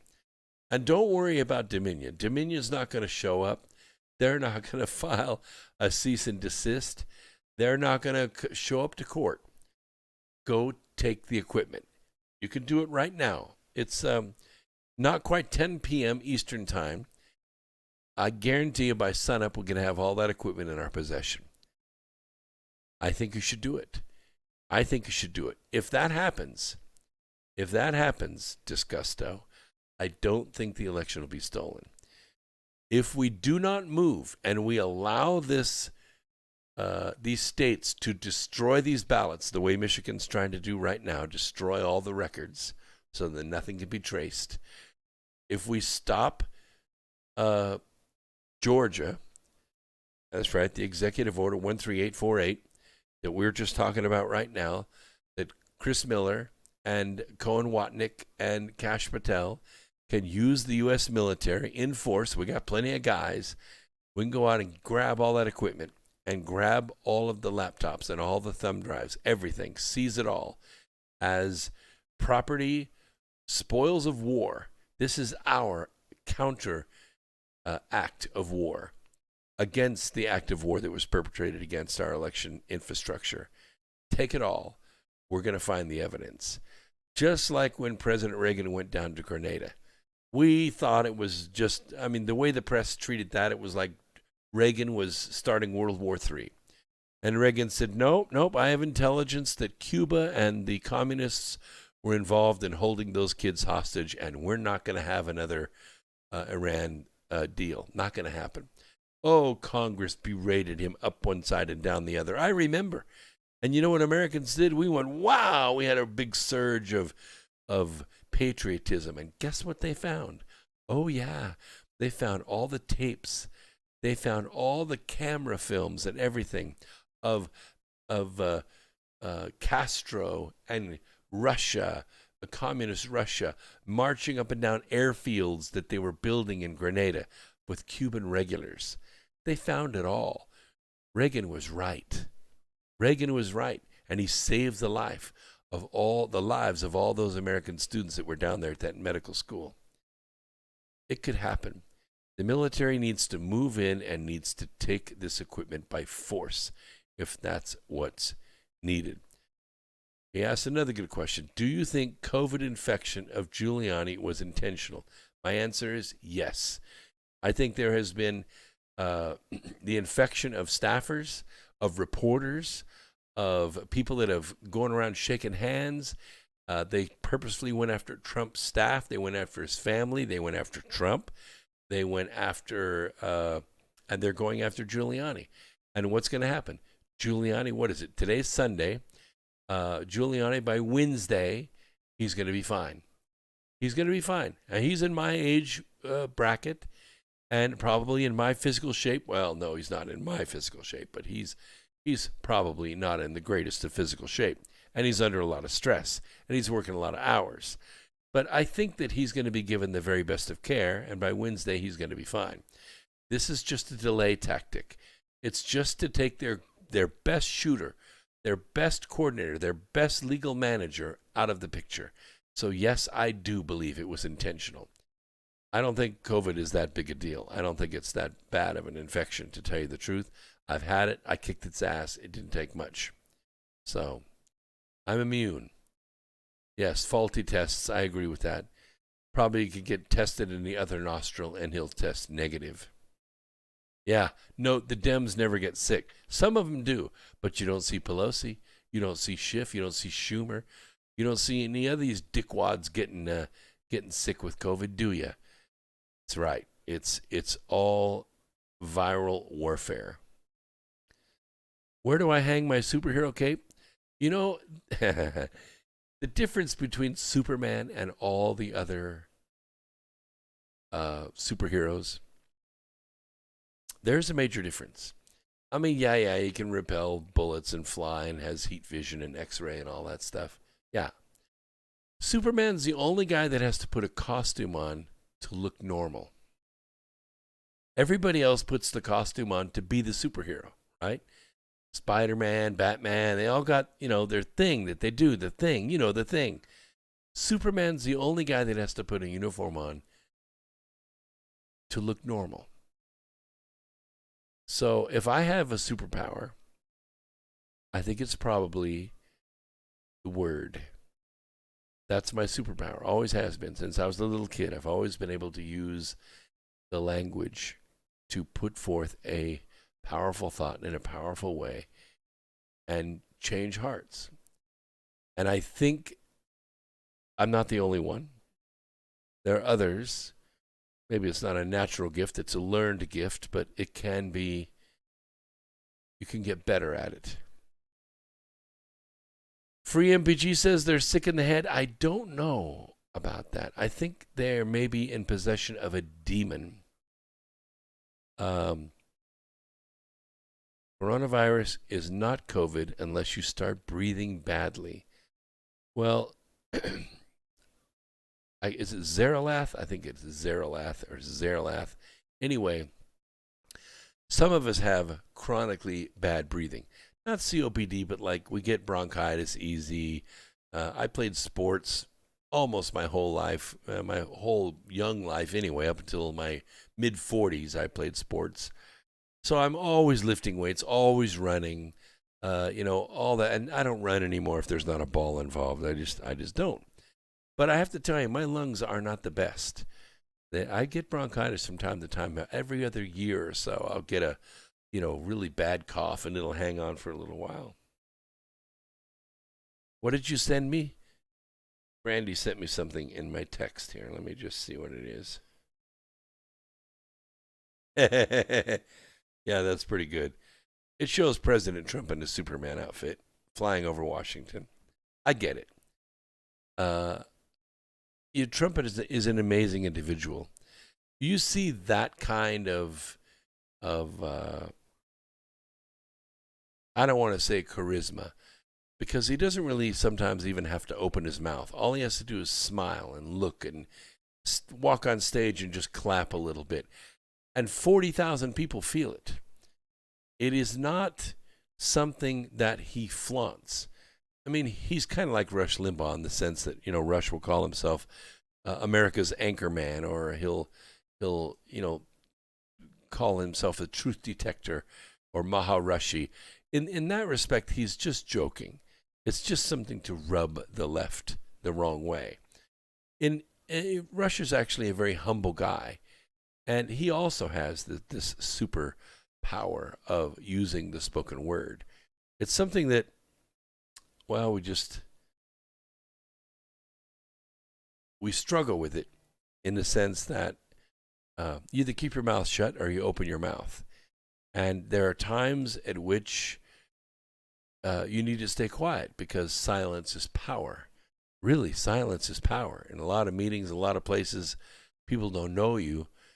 you can walk in and you could be quiet. And you'd be quite powerful in that silence because people don't know.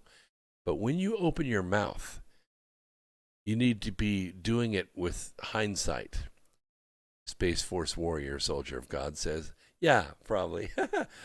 I've always loved space, always been a space explorer.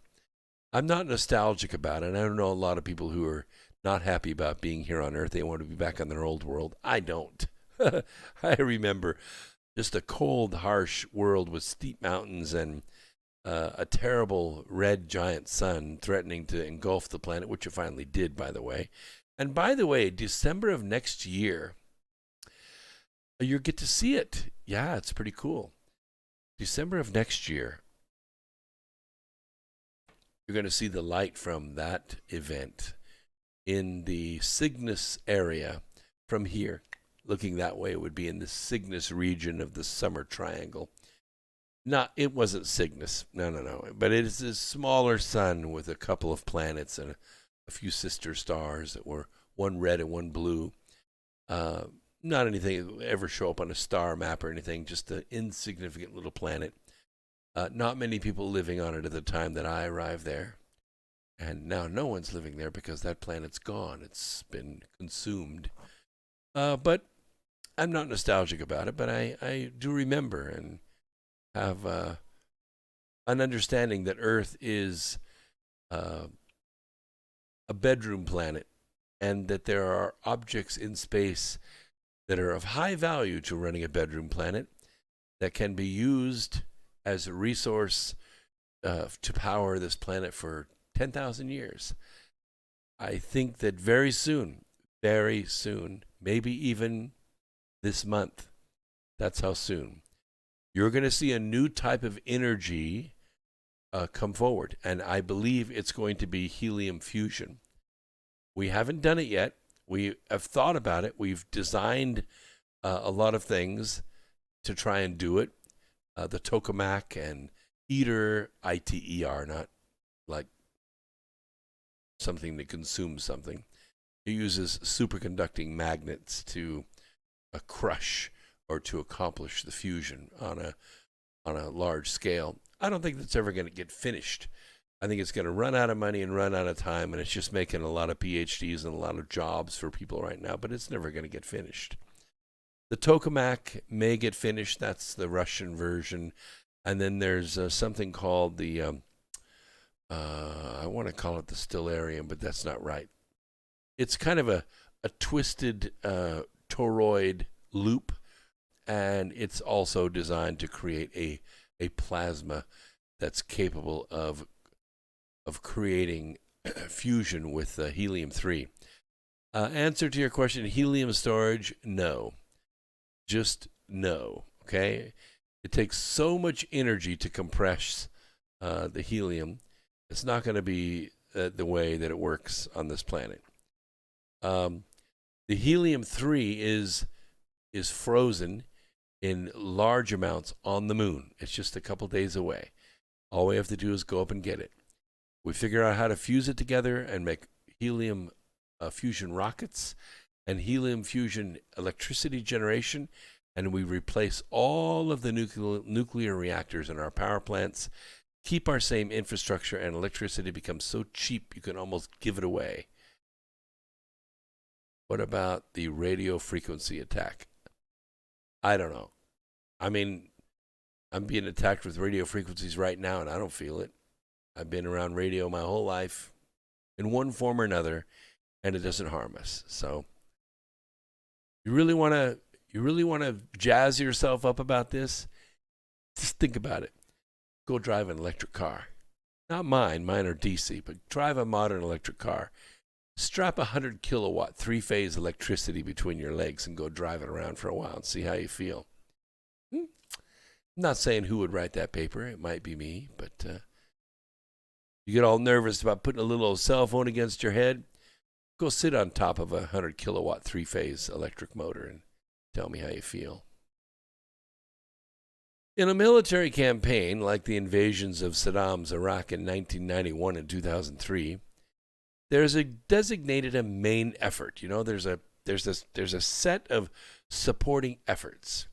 The main effort is the constructive center line of the strategy, the one in which, the momentum may accelerate or it may slow, but it's always propelling the campaign most directly toward the objective. That's like, to reach Baghdad, to reach Berlin, whatever that objective is when you begin your D-Day, your invasion, right?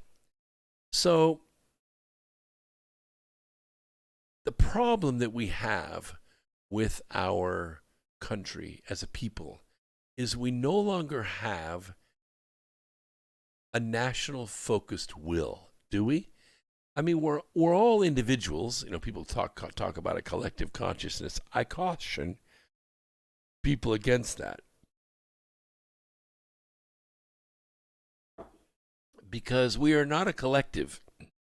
I'm not a collective with you, and you're not a collective with me. We are a collection. We're a collection. Even if we were a troop, we would be individuals. Even if we were a platoon or an army or a company, we would be individuals with our own talents and our own loves, our own dislikes, our own weaknesses, our own appetites, our own aversions. But we would not be a collective. We would be a collection of individuals. That's the difference between America and every other form of government on the earth. Every other form of government, you are a people. You are a tax base. You are a managed commodity of the government. But in the United States, we don't really have a government. There's one we elect. That one, the one that doesn't answer your phone calls or sends you a form letter or only contacts you a month before election time and asks you for money. There's that government. But the other government, the agencies, departments, bureaus, administrations that are there day after day, year after year, pension after pension, those people, that's the real government. And they don't give a crap about you. They don't care about you. They don't care about the Constitution. The only thing they care about is themselves. They don't care about their organization. They are loyal to no one and nothing but themselves. Sorry, that's the way I see it. I've been looking at it for a long, long time. And if you don't believe me, why don't you just wander on down to the DMV for a while? Just sit in the chair. You don't have to actually go up to the counter and ask them to do anything. Just sit in the chair and watch. That's the government. That's the government. And right before you take that ink pen and plunge it into your own artery in your wrist and kill yourself, leave. Because it's never going to change. Nothing you can do will ever change it. They don't care about you. They don't care about the Constitution. You are an individual. And you are self-employed. I don't care if you work for Walmart or if you work for Wall Street or if you mow grass. You are self-employed. We don't have a focused national will. Why? Because our enemy is everywhere. Our enemy is around us. Our enemy isn't over there. It isn't some focus of some propaganda campaign that Hollywood puts out or that some news organization puts out over here, over there. It's not like raise a flag on Iwo Jima. It's not like march across the Rhine River. There isn't a national will because there is no one enemy. It's everywhere. It's all around us. It soaks up through our socks. It cakes in our hair. It clogs in the boogers in our nose. It's everywhere. Quick break.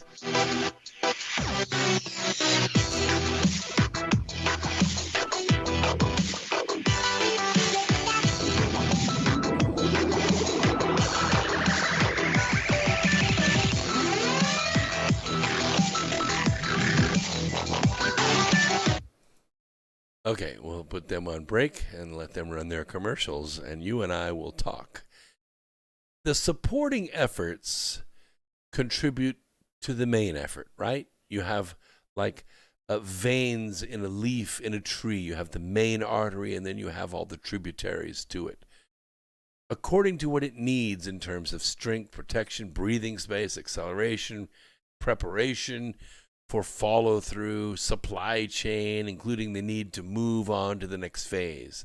In some cases, supporting efforts are maneuver vectors in their own right, such as, flanking moves to complicate the enemy's battle problem geographically, cut off their supply chain, or crunch in their archers where they can't draw back their bows, or stay inside the range or out of the range of one weapon or another.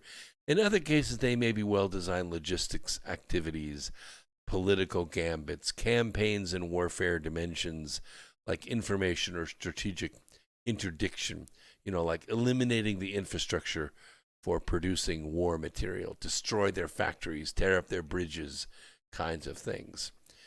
But over the past month, and you feel this, I can tell. I see it in your posts on Twitter and Facebook. I see it in your emails and your inputs in the chat. Hey, Brooks, I was being short behind the wheel. I meant that Cook's postulates hasn't isolated the cause of COVID. I see what you're saying now, Zerlath. Okay, well, I agree with that. I think that COVID was a manufactured, or at least an altered virus. And I think it was released maybe before prime time. It wasn't as deadly as it could have been.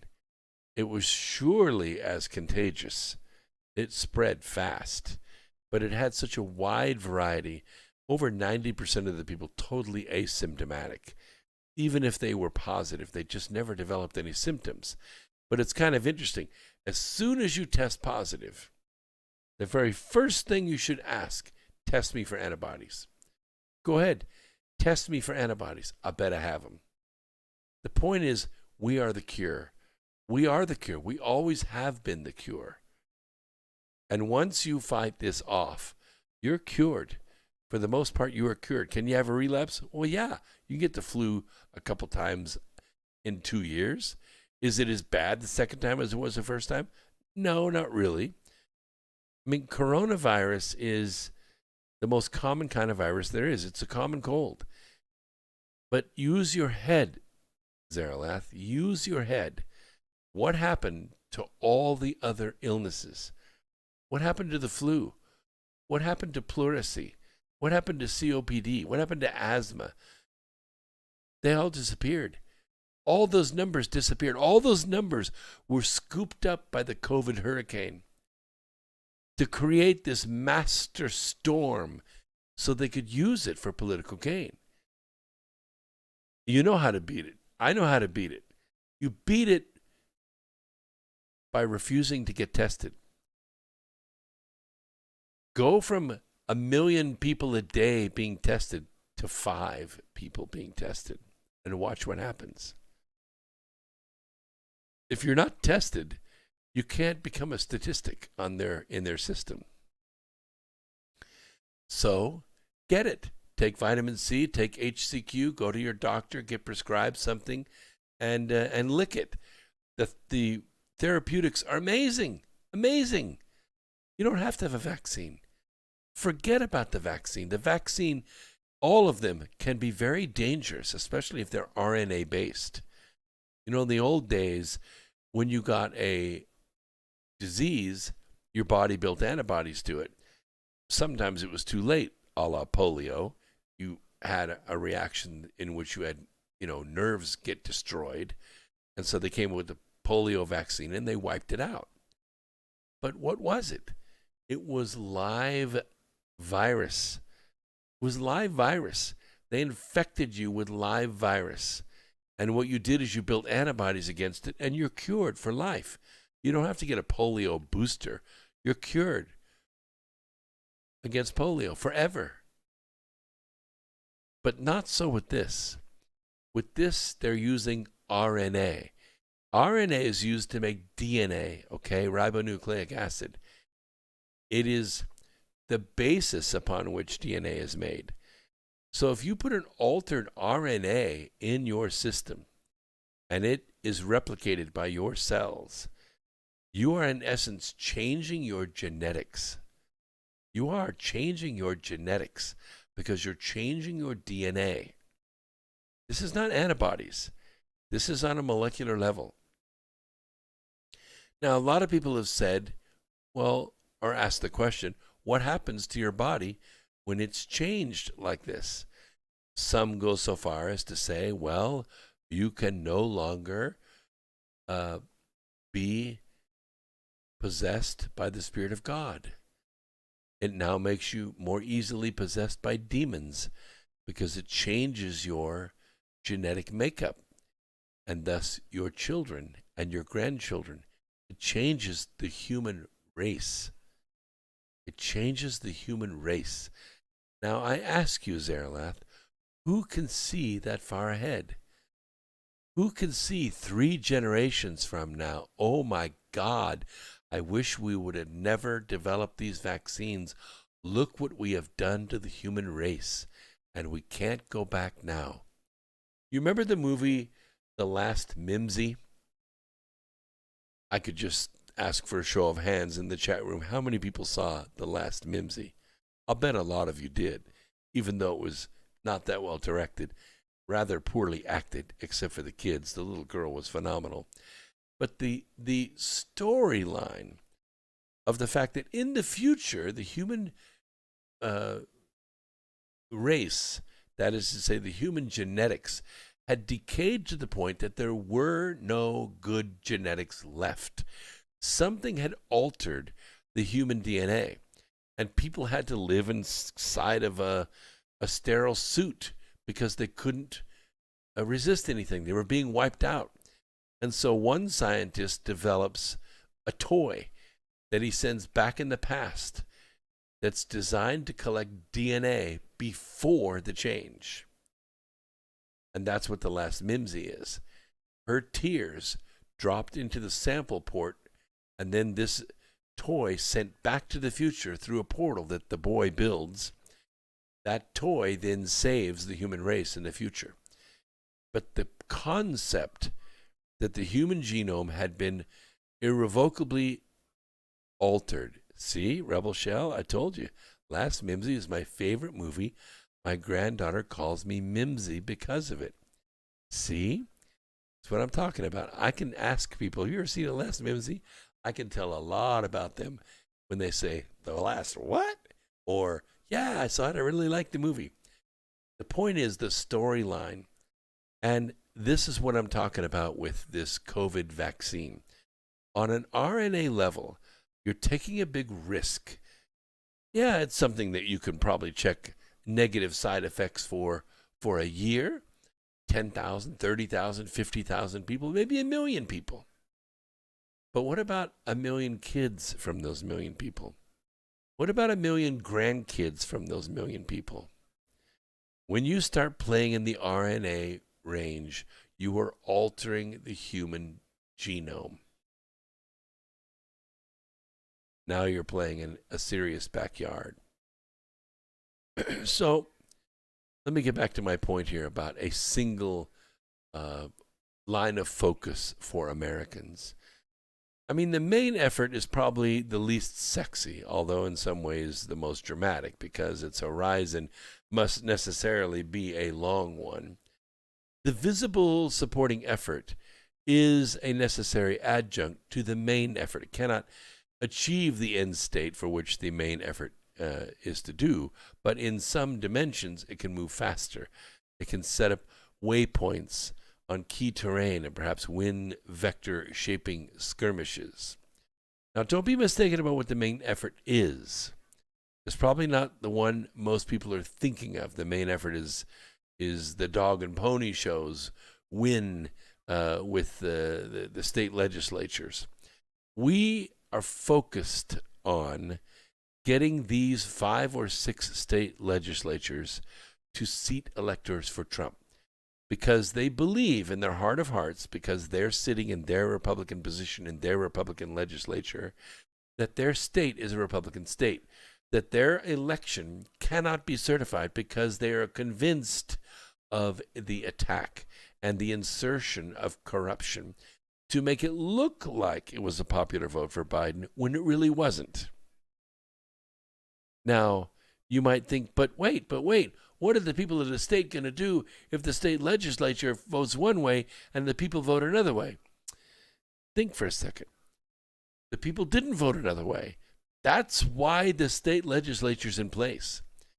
The state legislature's in place because the people are Republican, because the people are conservative, because the people are pro-law enforcement, because the people don't want to be a socialist country.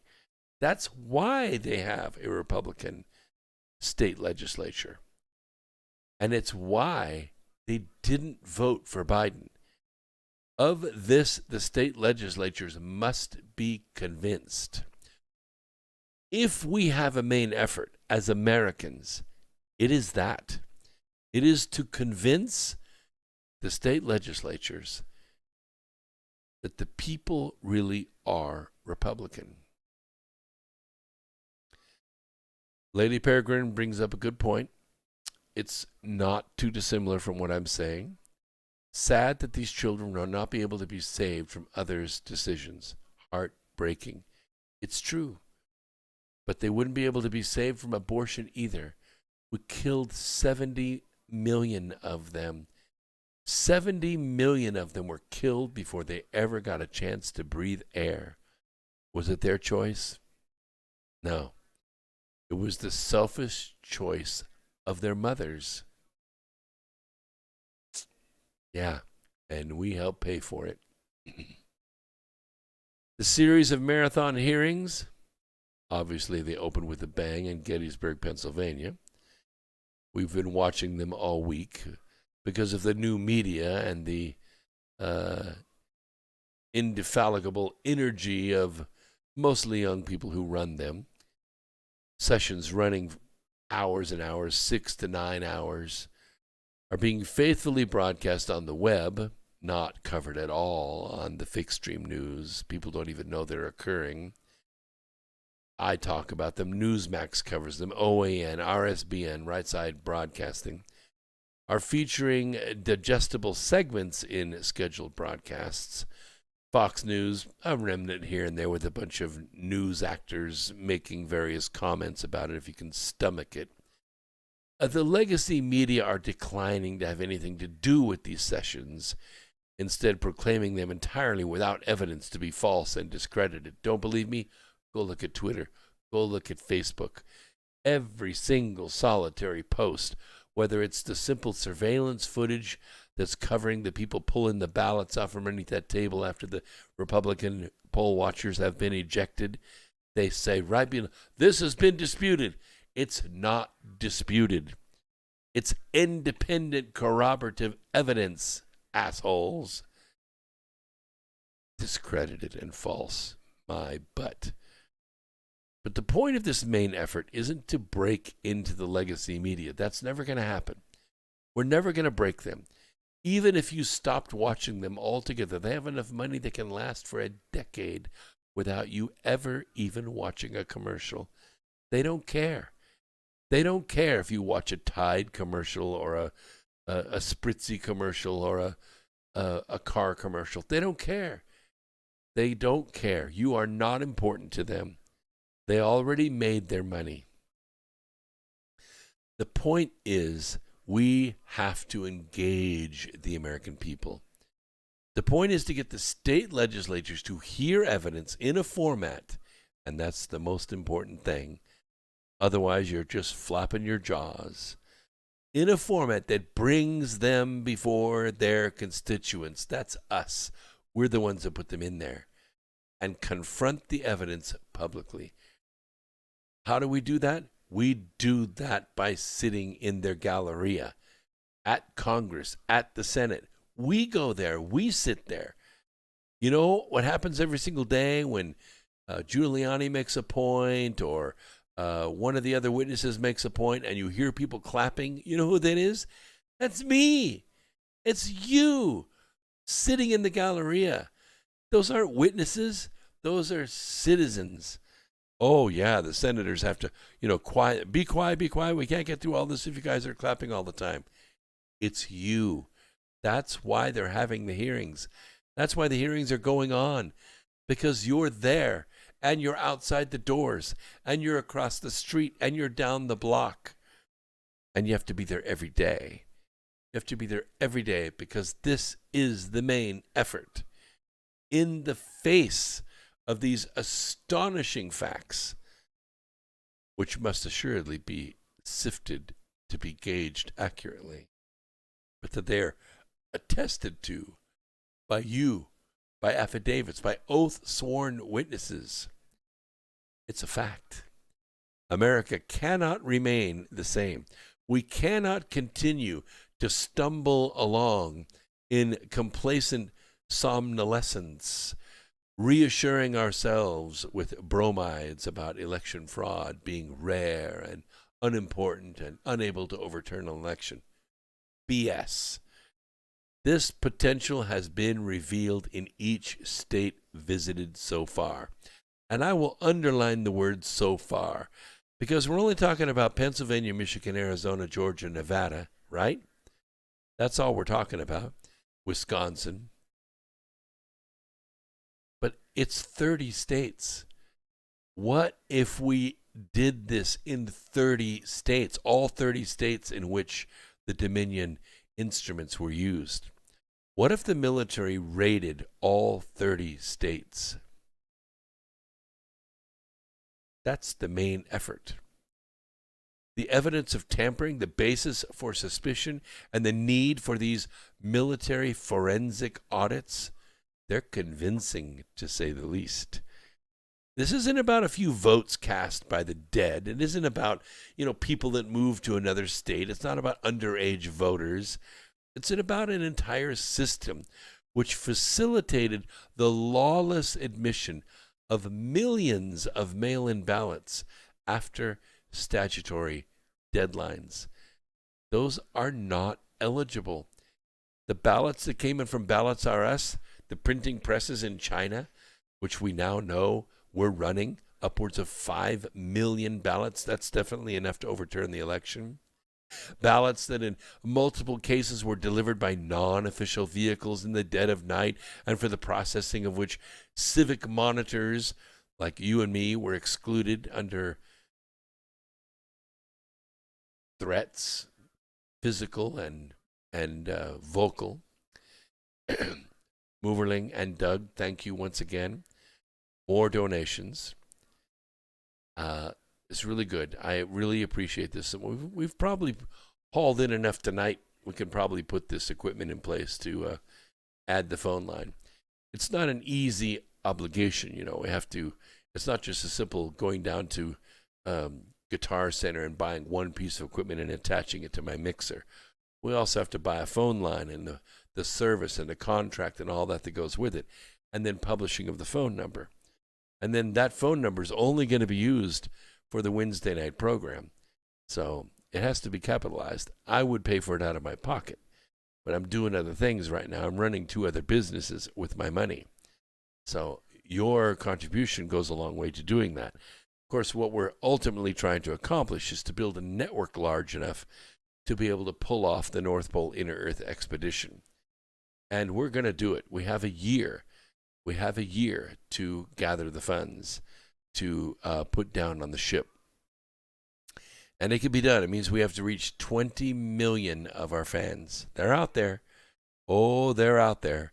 But it's very, very hard to get to them because the only media we have for reaching them is social media. And social media has been engineered to prevent us from doing that. I apologize, Regla Girl. You have been on hold for 17 minutes. I want to go ahead and hear what's on your mind. So I'm going to bring you on the program. What's going on out in El Cajon? I forgot I was holding. Sometimes I'll play a little game while I'm listening. Oh, gosh. Okay. Hi. Thanks for taking my call. I wanted to thank you that, good thing I wrote it down. 2 things. three things I actually wanted to ask you. Okay. But I guess I'll start off with, to me, it was as though we woke up with this planned demic thing. We woke up one day and were told that we were in like an emergency health crisis. That's basically what happened. Yeah, exactly. I went to elementary school and high school, which is where I learned about the kind of government that we had, and then I was not interested in it. And, I won't get into why. I just wasn't interested, and that's okay. But that's what I learned. And what I learned there was that we had a system of checks and balances, right? That's what I learned there. Right. And so that even though I wasn't interested, in politics, and even though I was experiencing, that seems like there's a lot of lying and, buffoonery going on, to put it mildly, going on over there in that arena. And I was not even a television watcher, Brooke, and I'll get to the point. But it's mostly about that I thought that, push comes to shove, there's this system of checks and balances that we have in play, which on the morning when we all woke up and were told that we were in this health emergency crisis, which superseded and overrid any kind of laws that we had. That's really what went on. Yeah, it was. And, it was. Right. And people saw that, even people. Now, I've been a listener, and thank you very much for all the work that you do of internet radio and alternative news and media for quite a while. But actually, people that I live with have not been. And even the people who have not been listening to alternative news, even they said, hey, wait a minute. This is like superseding the law of the land. Right. And we saw then, I think, that we did not have a system of checks and balances, meaning who's the people who could say then at that point, no, wait a minute, health is a controversial topic, actually. Health is not decided by just one person. Nobody's decided that here in the land yet. We haven't even brought that up as a topic yet for someone to decide what is health, the definition of good health. We had, in fact, a movement of alternative health in this country, you see, and yet, so anyway, but what I want to ask you, I've laid the background, and, in many ways I'm preaching to the choir here, so, I should cut it short, because I have a question for you.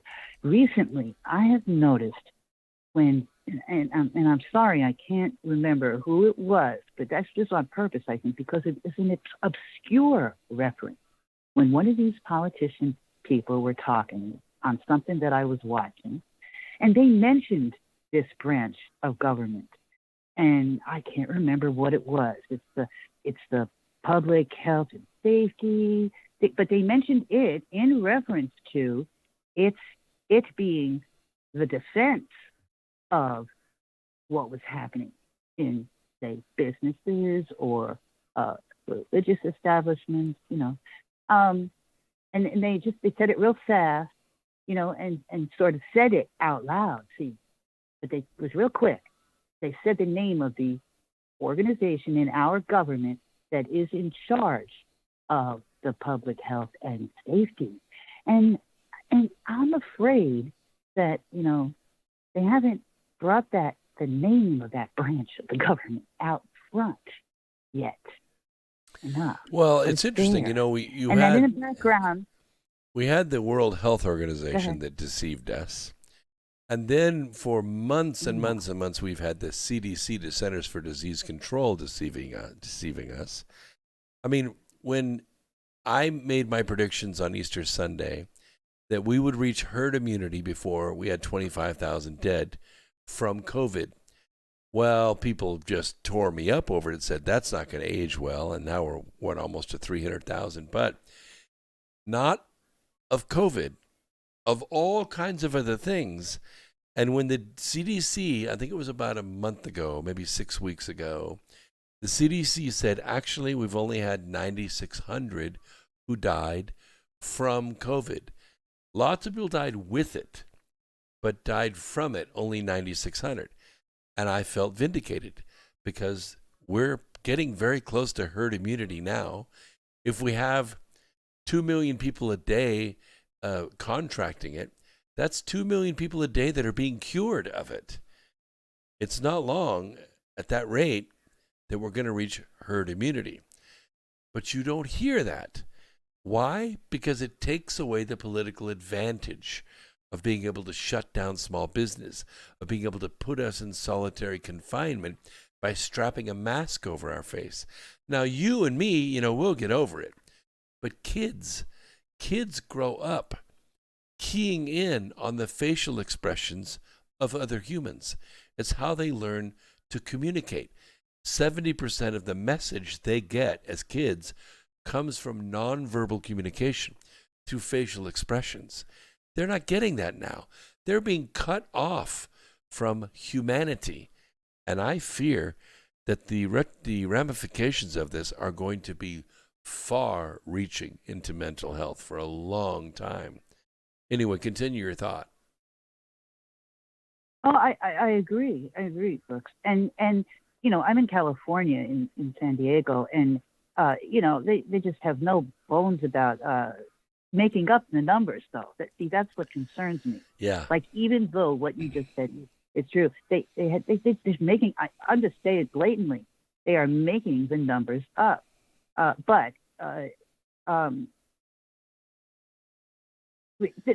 who does the CDC answer to? Well, who's their boss? Nobody. They don't really answer to anybody. They are a research arm of the federal government, of the FDA, the Food and Drug Administration. So when they make their discoveries, like if it's an Ebola or flu, they issue the flu numbers and all. They're just a research and reporting agency. But they, too, are full of leftists, and they played into this politicization of this virus as something very terrible. But then it doesn't take Who does the FDA answer to? Who does the FDA answer to? Well, that's a good question. Now, I remember the FDA has inside of it senior executive service individuals. These are individuals that cannot be fired by President Trump. They were codified into law by President Carter. And the senior executive service is very difficult to break. Now, you could put a guy in there. You could put a secretary of the FDA in there. But he's not the guy that writes the laws. The regulations that the FDA writes have the force of law. And Congress can do almost nothing about it. Exactly. This is a big part of my point. And under the umbrella of health, Brooke, we now also have psychology, don't we? Well, Free MPG makes a very good point in the chat room. He says the FDA answers to Big Pharma. And that's pretty true. The FDA is a fascist organization that is interwoven with Big Pharma. Well, we know that. But back to this issue of law that we're having, because we woke up one day and somebody told us that we were now under a different kind of law, one that were health rules. Whose definition of health? What kind of health are we talking about here? Right. Just that in and of itself. Because these are the people who, for example, this is the first time ever where we had the press calling a president mentally ill. They were using terms, as far as I understand, what I heard secondhand, but I kind of heard it, right? Yeah. Calling him mentally ill. Who would be in charge of determining that? Is that even being brought up as an issue? That's a health issue, isn't it? Well, yes, it is, but they were trying to invoke the 25th Amendment. It was a political strategy where they were trying to invoke mental issues so that Congress would invoke the 25th Amendment and remove President Trump for being unfit to serve in office. That's not what the amendment is there for. It's not there because you disagree with his politics. It's there in case a man has a stroke or a heart attack or has to go under, anesthesia for a surgery. Then you can put the vice president in place to have continuity of government.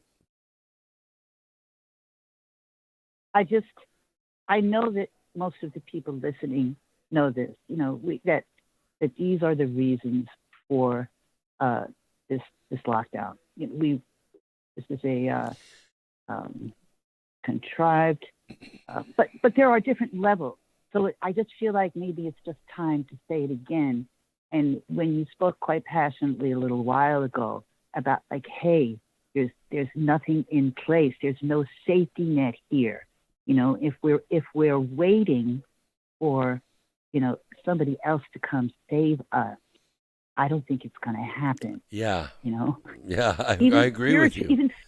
Even spiritually, it's time for us. Yeah, there are people waiting for ETs. There are people waiting for God. It's not going to come. It's up to us to make this happen. And then I had, if I could, say something else that I've been just sort of dying to say, sort of out loud. It sounds kind of stupid, really, but maybe that's why I just want to kind of say, because it just keeps coming up. And you mentioned servers. The topic of servers, of course, has been coming up. But right from the beginning of this, the thing with the as we neared the election, I thought to myself, every other thing that we do that's sort of like, government, they tell us we have to, starting a few years ago, that we needed to do it online with a secure server, like all the Social Security stuff, online with a secure server. Yet, and I would have thought, in a way, if this voting thing was on the up and up, that's what they would have told us to do. Now, I understand that there's a lot more going on with the server thing. Lots of more issues. Yes, indeed. Still, nonetheless, that's not the way they chose to go, did they? Because if they had told everybody this year, we're going to vote online, if they had told people that, I'm pretty sure that's what people would have done. They would have just said, okay, that's what we're going to do this year. It's a secure server, just like how they started doing all their Social Security stuff that way. That's what they would have done. And you know what would have been missing, Brooks? Lots of drama. Well, the audit trail would have been missing, too. Think about it. The audit trail would have been missing, too. There had been no paper ballot to back everything up. And I did listen to Trump talk the other night, and he said something about paper. Did you hear him say that? Yeah. About the paper voting. I think we need a new election law. Very simple. It can fit on an index card. It only has 6 words. It says, "Vote once, in person, with ID." Yeah, like, what's the big deal? What's the problem with that? You see how much? Yeah. So, I don't know. Anyway. Might be a little bit of music here as I bring the studio back in. Let me see what's happening. There we go. Okay, we're perfect timing. How about that?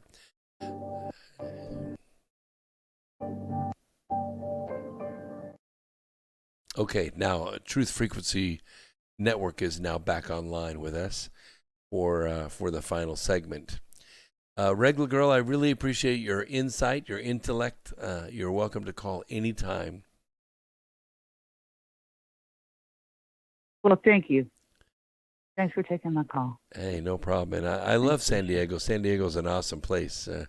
Great weather down there. Lots of smart people down there. Kind of a more laid-back community. It's out of the hustle and bustle and rush of L.A., and I really like it down there. I wanted to cover this in the final segment, and that's the Supreme Court versus Pennsylvania. Because Pennsylvania is really where all this broke. Once a federal judge ordered Pennsylvania to cease all efforts at certifying their election, we kind of had the highway marked. The drawbridge was up. We were able to move forward with this main course this main effort we're talking about. The Supreme Court Justice Samuel Alito asked officials in Pennsylvania to file briefs in 2 days. Okay? In 2 days from now, they have to file briefs at 9 a.m. That's their deadline.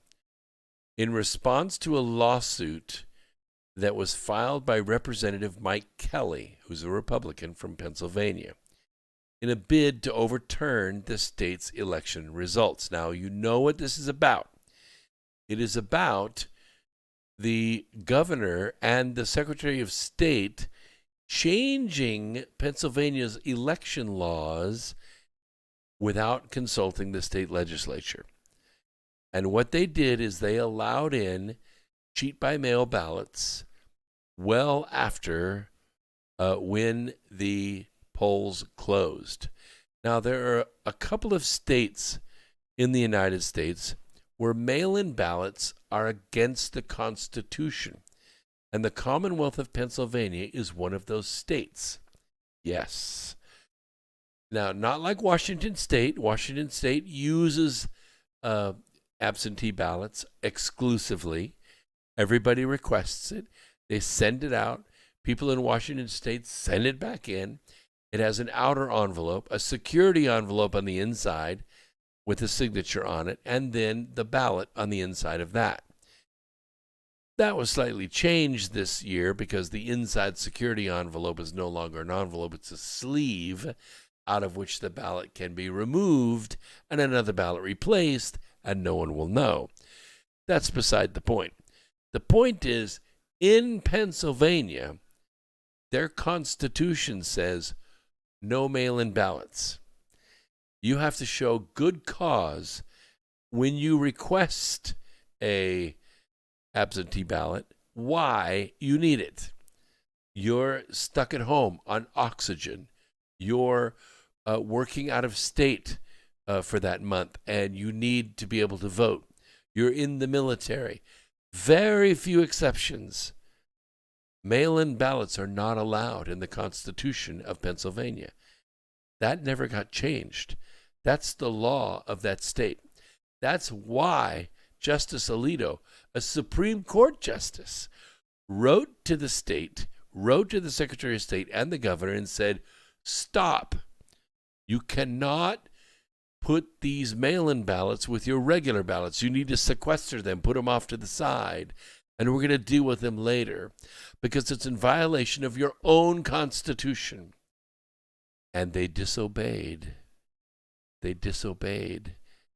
And so now Justice Samuel Alito is saying, okay, Pennsylvania, you need to come before me because of this lawsuit filed by Representative Mike Kelly. Basically, you need to show cause. You know what show cause means? That means show cause why you should not be arrested. Now, Tuesdays, this magical date I was telling you about that's not really in the Constitution. It's kind of in quotations, the safe harbor deadline, okay? It requires controversies surrounding the elections to be ended. But this is going to be put to the constitutional test now. States can choose their electors before December 14th meeting of the Electoral College. Justice Alito initially called for response arguments by 4 p.m. Wednesday, December 9th, before it was changed to Tuesday. The Tuesday, December 8th deadline would be a signal, a very powerful signal, that the Supreme Court takes up Kelly's case, which was shot down by the Pennsylvania Supreme Court last weekend. Now, Representative Kelly has argued that the 2019 Pennsylvania Law Act 77 violates Pennsylvania's state constitution and the U.S. Constitution with its no-excuse mail-in voting provision. Can't do it. Can't do it. You cannot change the law on your own. The state legislature can, but that didn't happen. Kelly's lawsuit was joined by GOP congressional candidate Sean Parnell and others. Their lawsuit argued the only way to increase mail-in voting was via a constitutional amendment. Didn't happen. Pennsylvania's General Assembly exceeded its powers by unconstitutionally allowing no-excuse absentee voting, including for federal offices, in the election. Kelly's attorney wrote to Justice Alito, according to Law and Crime. The opinion below forecloses any means of remedying petitioners' injuries. With respect to elections for federal office, both state legislatures and the Congress have specified roles inscribed in the Constitution as fail-safes for state failures in conducting elections, their petition also said. This is powerful stuff. This is what's going to change. This is what's going to break down the double doors that are blocking the way to justice. Now, the interesting thing is that the Pennsylvania Supreme Court rejected their lawsuit.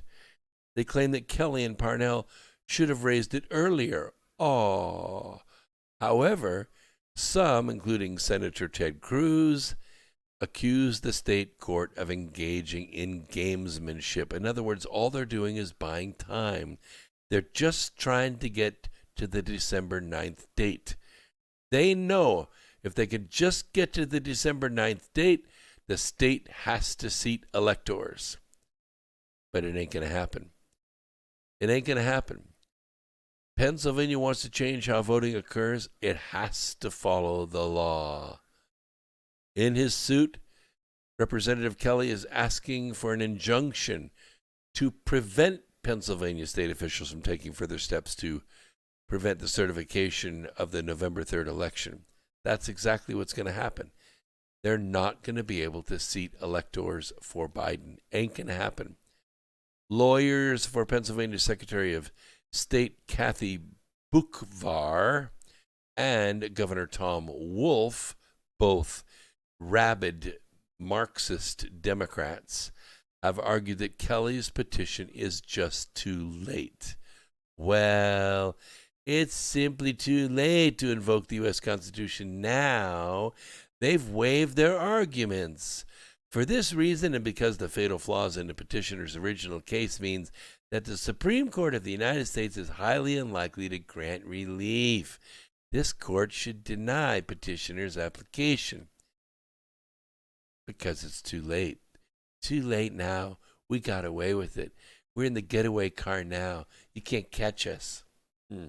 Well, we shall see, because I think the Supreme Court is a new Supreme Court now, and I don't think you can get away that easily. So it all comes down to this. Oh, no, it's not Trump versus Pennsylvania. It's the U.S. Supreme Court versus Pennsylvania. What we're talking about with Trump is we're talking the Trump administration versus an act of war perpetrated with a weapon we'll just call Dominion. Trump administration versus Dominion. President Donald Trump's legal team began a forensic analysis of Dominion voting machines in Michigan after a judge on Friday permitted the examination. That was 2 days ago. Our team is going to be able to go in this morning at about 8:30 a.m. and will be there for about 8 hours to conduct that forensic examination. And we'll have the results in about 48 hours. That would be tonight. And that'll tell us a lot about these machines. A judge actually granted our team access to conduct a forensic audit. This is Jenna Ellis, and she was being interviewed on a major news network, not here. Ellis was referring to a ruling from a judge in Antrim County, Michigan, who authorized the audit of 22 Dominion voting system machines, and Trump lawyer Rudy Giuliani. It's not clear which of the several election lawsuits the order originated from. It's not yet clear if the order allows Trump's team to examine the machines. But I don't think you're going to be able to keep them away from them. The Michigan GOP last month noted that voting machines in Antrim County sort of accidentally switched 6,000 votes from Trump to Joe Biden. The Secretary of State's office said it was due to a a technical error, a non-updated software, adding that the issue was later corrected because they were caught. And by the way, don't you find it strange that 100% of these technical errors benefit Biden? Antrim County is ordered by the court to maintain, preserve, and protect all records in its possession used to tabulate votes in Antrim County, to not turn on the Dominion tabulator in its possession, and to not connect the Dominion tabulator in its possession to the internet, as reported by the Detroit News. Any effort to destroy ballots or machines will be met by federal charges and contempt of court. The county officials are claiming that a human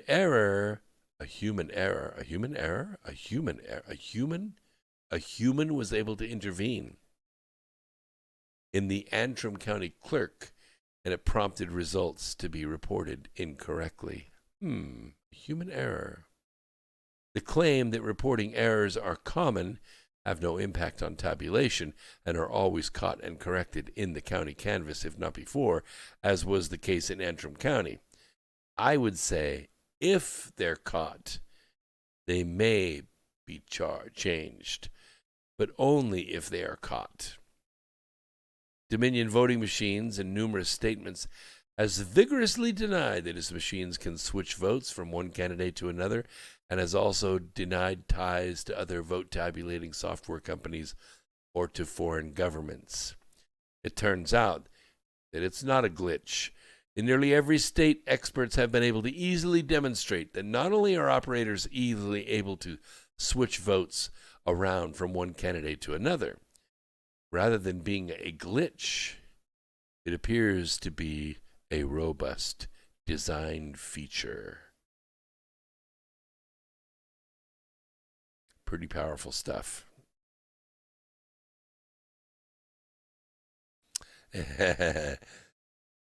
Something funny in the chat room. Mona says, breaking, 2 killed by COVID in meth lab explosion. Yes, I get that. In fact, I have my son has a friend whose acquaintance was killed in a motorcycle accident, but they listed the cause of death as COVID. Now, it's bad because for insurance purposes, they can't collect the insurance based on the motorcycle fatality because the death certificate says COVID. So there's a little bit of a scramble going on there because the hospital wants to get that money. Lady Peregrine, you have said the statement of the day. We will find a way to heal this trauma. The trauma is multi-level. It is perpetrated on purpose. As a matter of fact, the CCP committed an act of war against America's election infrastructure, and it was multi-layered. The CCP released the virus. The CCP released the counterfeit ballots. The CCP invested in district attorneys to where they could sidestep a lot of these legal challenges. They're the ones that help put the Dominion equipment in place, the Smartmatic software in place. They're the ones that funded and financed Hammer and Scorecard to be used to switch votes. They're the ones that put money into senatorial, congressional, gubernatorial, and even state senator races in order to swing these states their way. Were they successful? I reckon so. 30 states ended up using Dominion software. Most of those states that used the Dominion software had voting issues. Now, in some of the states, Trump just had too many damn votes. He had so many votes he couldn't be beaten. But in some of the states, it was close. And some of the states that have been blue forever, all of a sudden, they're still blue. Nobody questions it. But should they? For instance, California. California's been blue for a long, long time. But they weren't always blue. They were red at one time. And most of the people that I know, from Mount Shasta all the way to San Diego, they're red. They're conservatives. Orange County, San Diego, up around Sacramento and Mount Shasta, they're all conservatives. It's quite possible, based on the instantaneous rallies that I saw, what I would say would be spontaneous rallies popping up everywhere, that California might have gone red if it wasn't for the Dominion software or Dominion system with these various software packages, Smartmatics and that, being used in the state. Nobody questioned it because California's been blue for so long. But what if it wasn't? What if it was red? That's why I'm saying the military needs to act, and they need to act tonight. They need to seize these voting machines, all the hardware, all the software, all the laptops, all the thumb drives. They need to get them all. And if anybody resists, arrest them, capture them. They're enemy combatants. The American public is becoming increasingly aware of evidence of this massive computer fraud. Out-of-state and dead voters, truckloads of fake ballots tilting the recent election toward Joe Biden. There are even whispers of Venezuelan, Iranian, and Chinese involvement. Nobody, but nobody, is yet talking about the fact that a network run by pro-Chinese Communist Party activists solicited hundreds of thousands of votes for Joe Biden in several key battleground states. Under our very noses, these CCP-backed American communists claim to have defeated their nemesis, Donald Trump, and won the election for the Biden-Harris ticket. You're hearing it. You're seeing it on Twitter, on Facebook, on LinkedIn. I had a long-time associate just totally cut me off on LinkedIn saying I needed to take my conservative garbage and get off LinkedIn because this was leftist territory. We know that the CCP wanted Donald Trump defeated, right? Because he's been giving them a hard time. They've had to fork over a lot of money. He really put the clamp on their economy. His hard line on trade, his support for the Hong Kong democracy protesters, his upping of the U.S. military budget, and his loyalty to a free Taiwan, it makes President Trump enemy number one as far as they're concerned. So it shouldn't be surprising then that the CCP might be tempted to mobilize its extensive American networks to help defeat Trump at the polls. This network was led mainly by members of the pro-CCP communist group Liberation Road. Remember that name, Liberation Road. They were formerly known as, formerly known as Freedom Road Socialist Organization. And they had a sister group, you may have heard this, Left Roots, and allies in the Communist Party USA and Democrat Socialists of America, of which Alexandria Ocasio-Cortez is one of its main spokespeople. Many of the Liberation Road Left Roots members involved are tied to the Chinese Progressive Association of San Francisco, which had used mass voter registration tactics to dominate Bay Area politics for many, many years. They also used ballot harvesting. Many of the comrades are also heavily involved in Black Lives Matter. Some also have deep ties to CCP operations in San Francisco. The network targeted 7 key states, and they mobilized at least 12,000 volunteers. Their voter registration and get out the vote operations were probably made the critical difference in several key states, or at least gave Biden enough votes to more easily disguise alleged massive Democrat Party fraud. The several network members have openly claimed credit for winning their respective state for China Joe. I think we have Albany, New York back on. Let's try it again. Albany, New York, what is on your mind?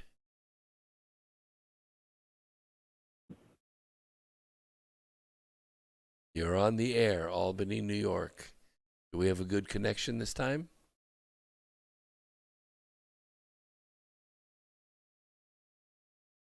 Oh, dead air. Okay. We'll just let him listen. So we have seen what's called Seed the Vote. So way back in 2019, it seems like ancient history now, there's an organization called Seed the Vote. It's a project of Everyday People PAC, Political Action Committee. It's supported by Liberation Road front groups, including Bay Resistance, Bay Rising Action, San Francisco Rising Action Fund, and other organizations and individuals throughout the Bay Area committed to building political power in our communities. I bring up these nonprofits just in case you may have heard of them, because what we want to do is we just want to make sure that everything's on the up and up, and when these three-letter nonprofits get involved, they can scoot money between one another, and they can take donations from foreign governments, from actors, from philanthropists of various kinds. They can run crowdfunding, and they can take in a tremendous amount of money.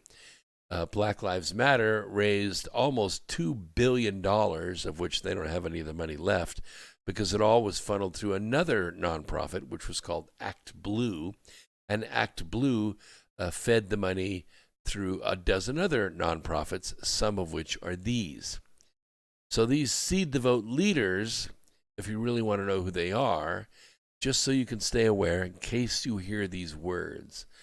Liberation Road comrades are Sarah Jarman and Michelle Foy. Until recently, they were the finance and administration directors. Left Roots comrades, Adam Gold, Alex Tom, immediately past executive director of the CPA, and a longtime friend of another Left Roots member, Black Lives Matter founder, Alicia Garza. So I'm just telling you, all this is incestuous. Billions of dollars, hundreds of millions of dollars, floating around, buying houses, buying drugs, buying weapons, buying commercials, and bribing public officials. Former CPA board member Stacy Kong, Kimmy Lee, and current CPA executive director Shaw San Lu, former Line of March communist Max Elbaum, a lifelong supporter of the Beijing regime. The CPA has served Beijing's interest in the Bay Area for a long time, since 1972. In a May 22nd webinar from the Far Left Center for Political Education, Alex Tom of CPA and Seed the Vote boasted of his close relationship with the Communist Chinese Party officials in San Francisco. He also admitted to having various conversations with them about our positioning. He said working to get rid of Trump was a main issue. Seed the Vote is clearly a Communist Chinese Party affiliated operation. By the way, thank you so much, Moverling, for a generous donation on behalf of Professor Bauer. Such a great chat room we have. So is Dr. Faustus. I like that, Faustus.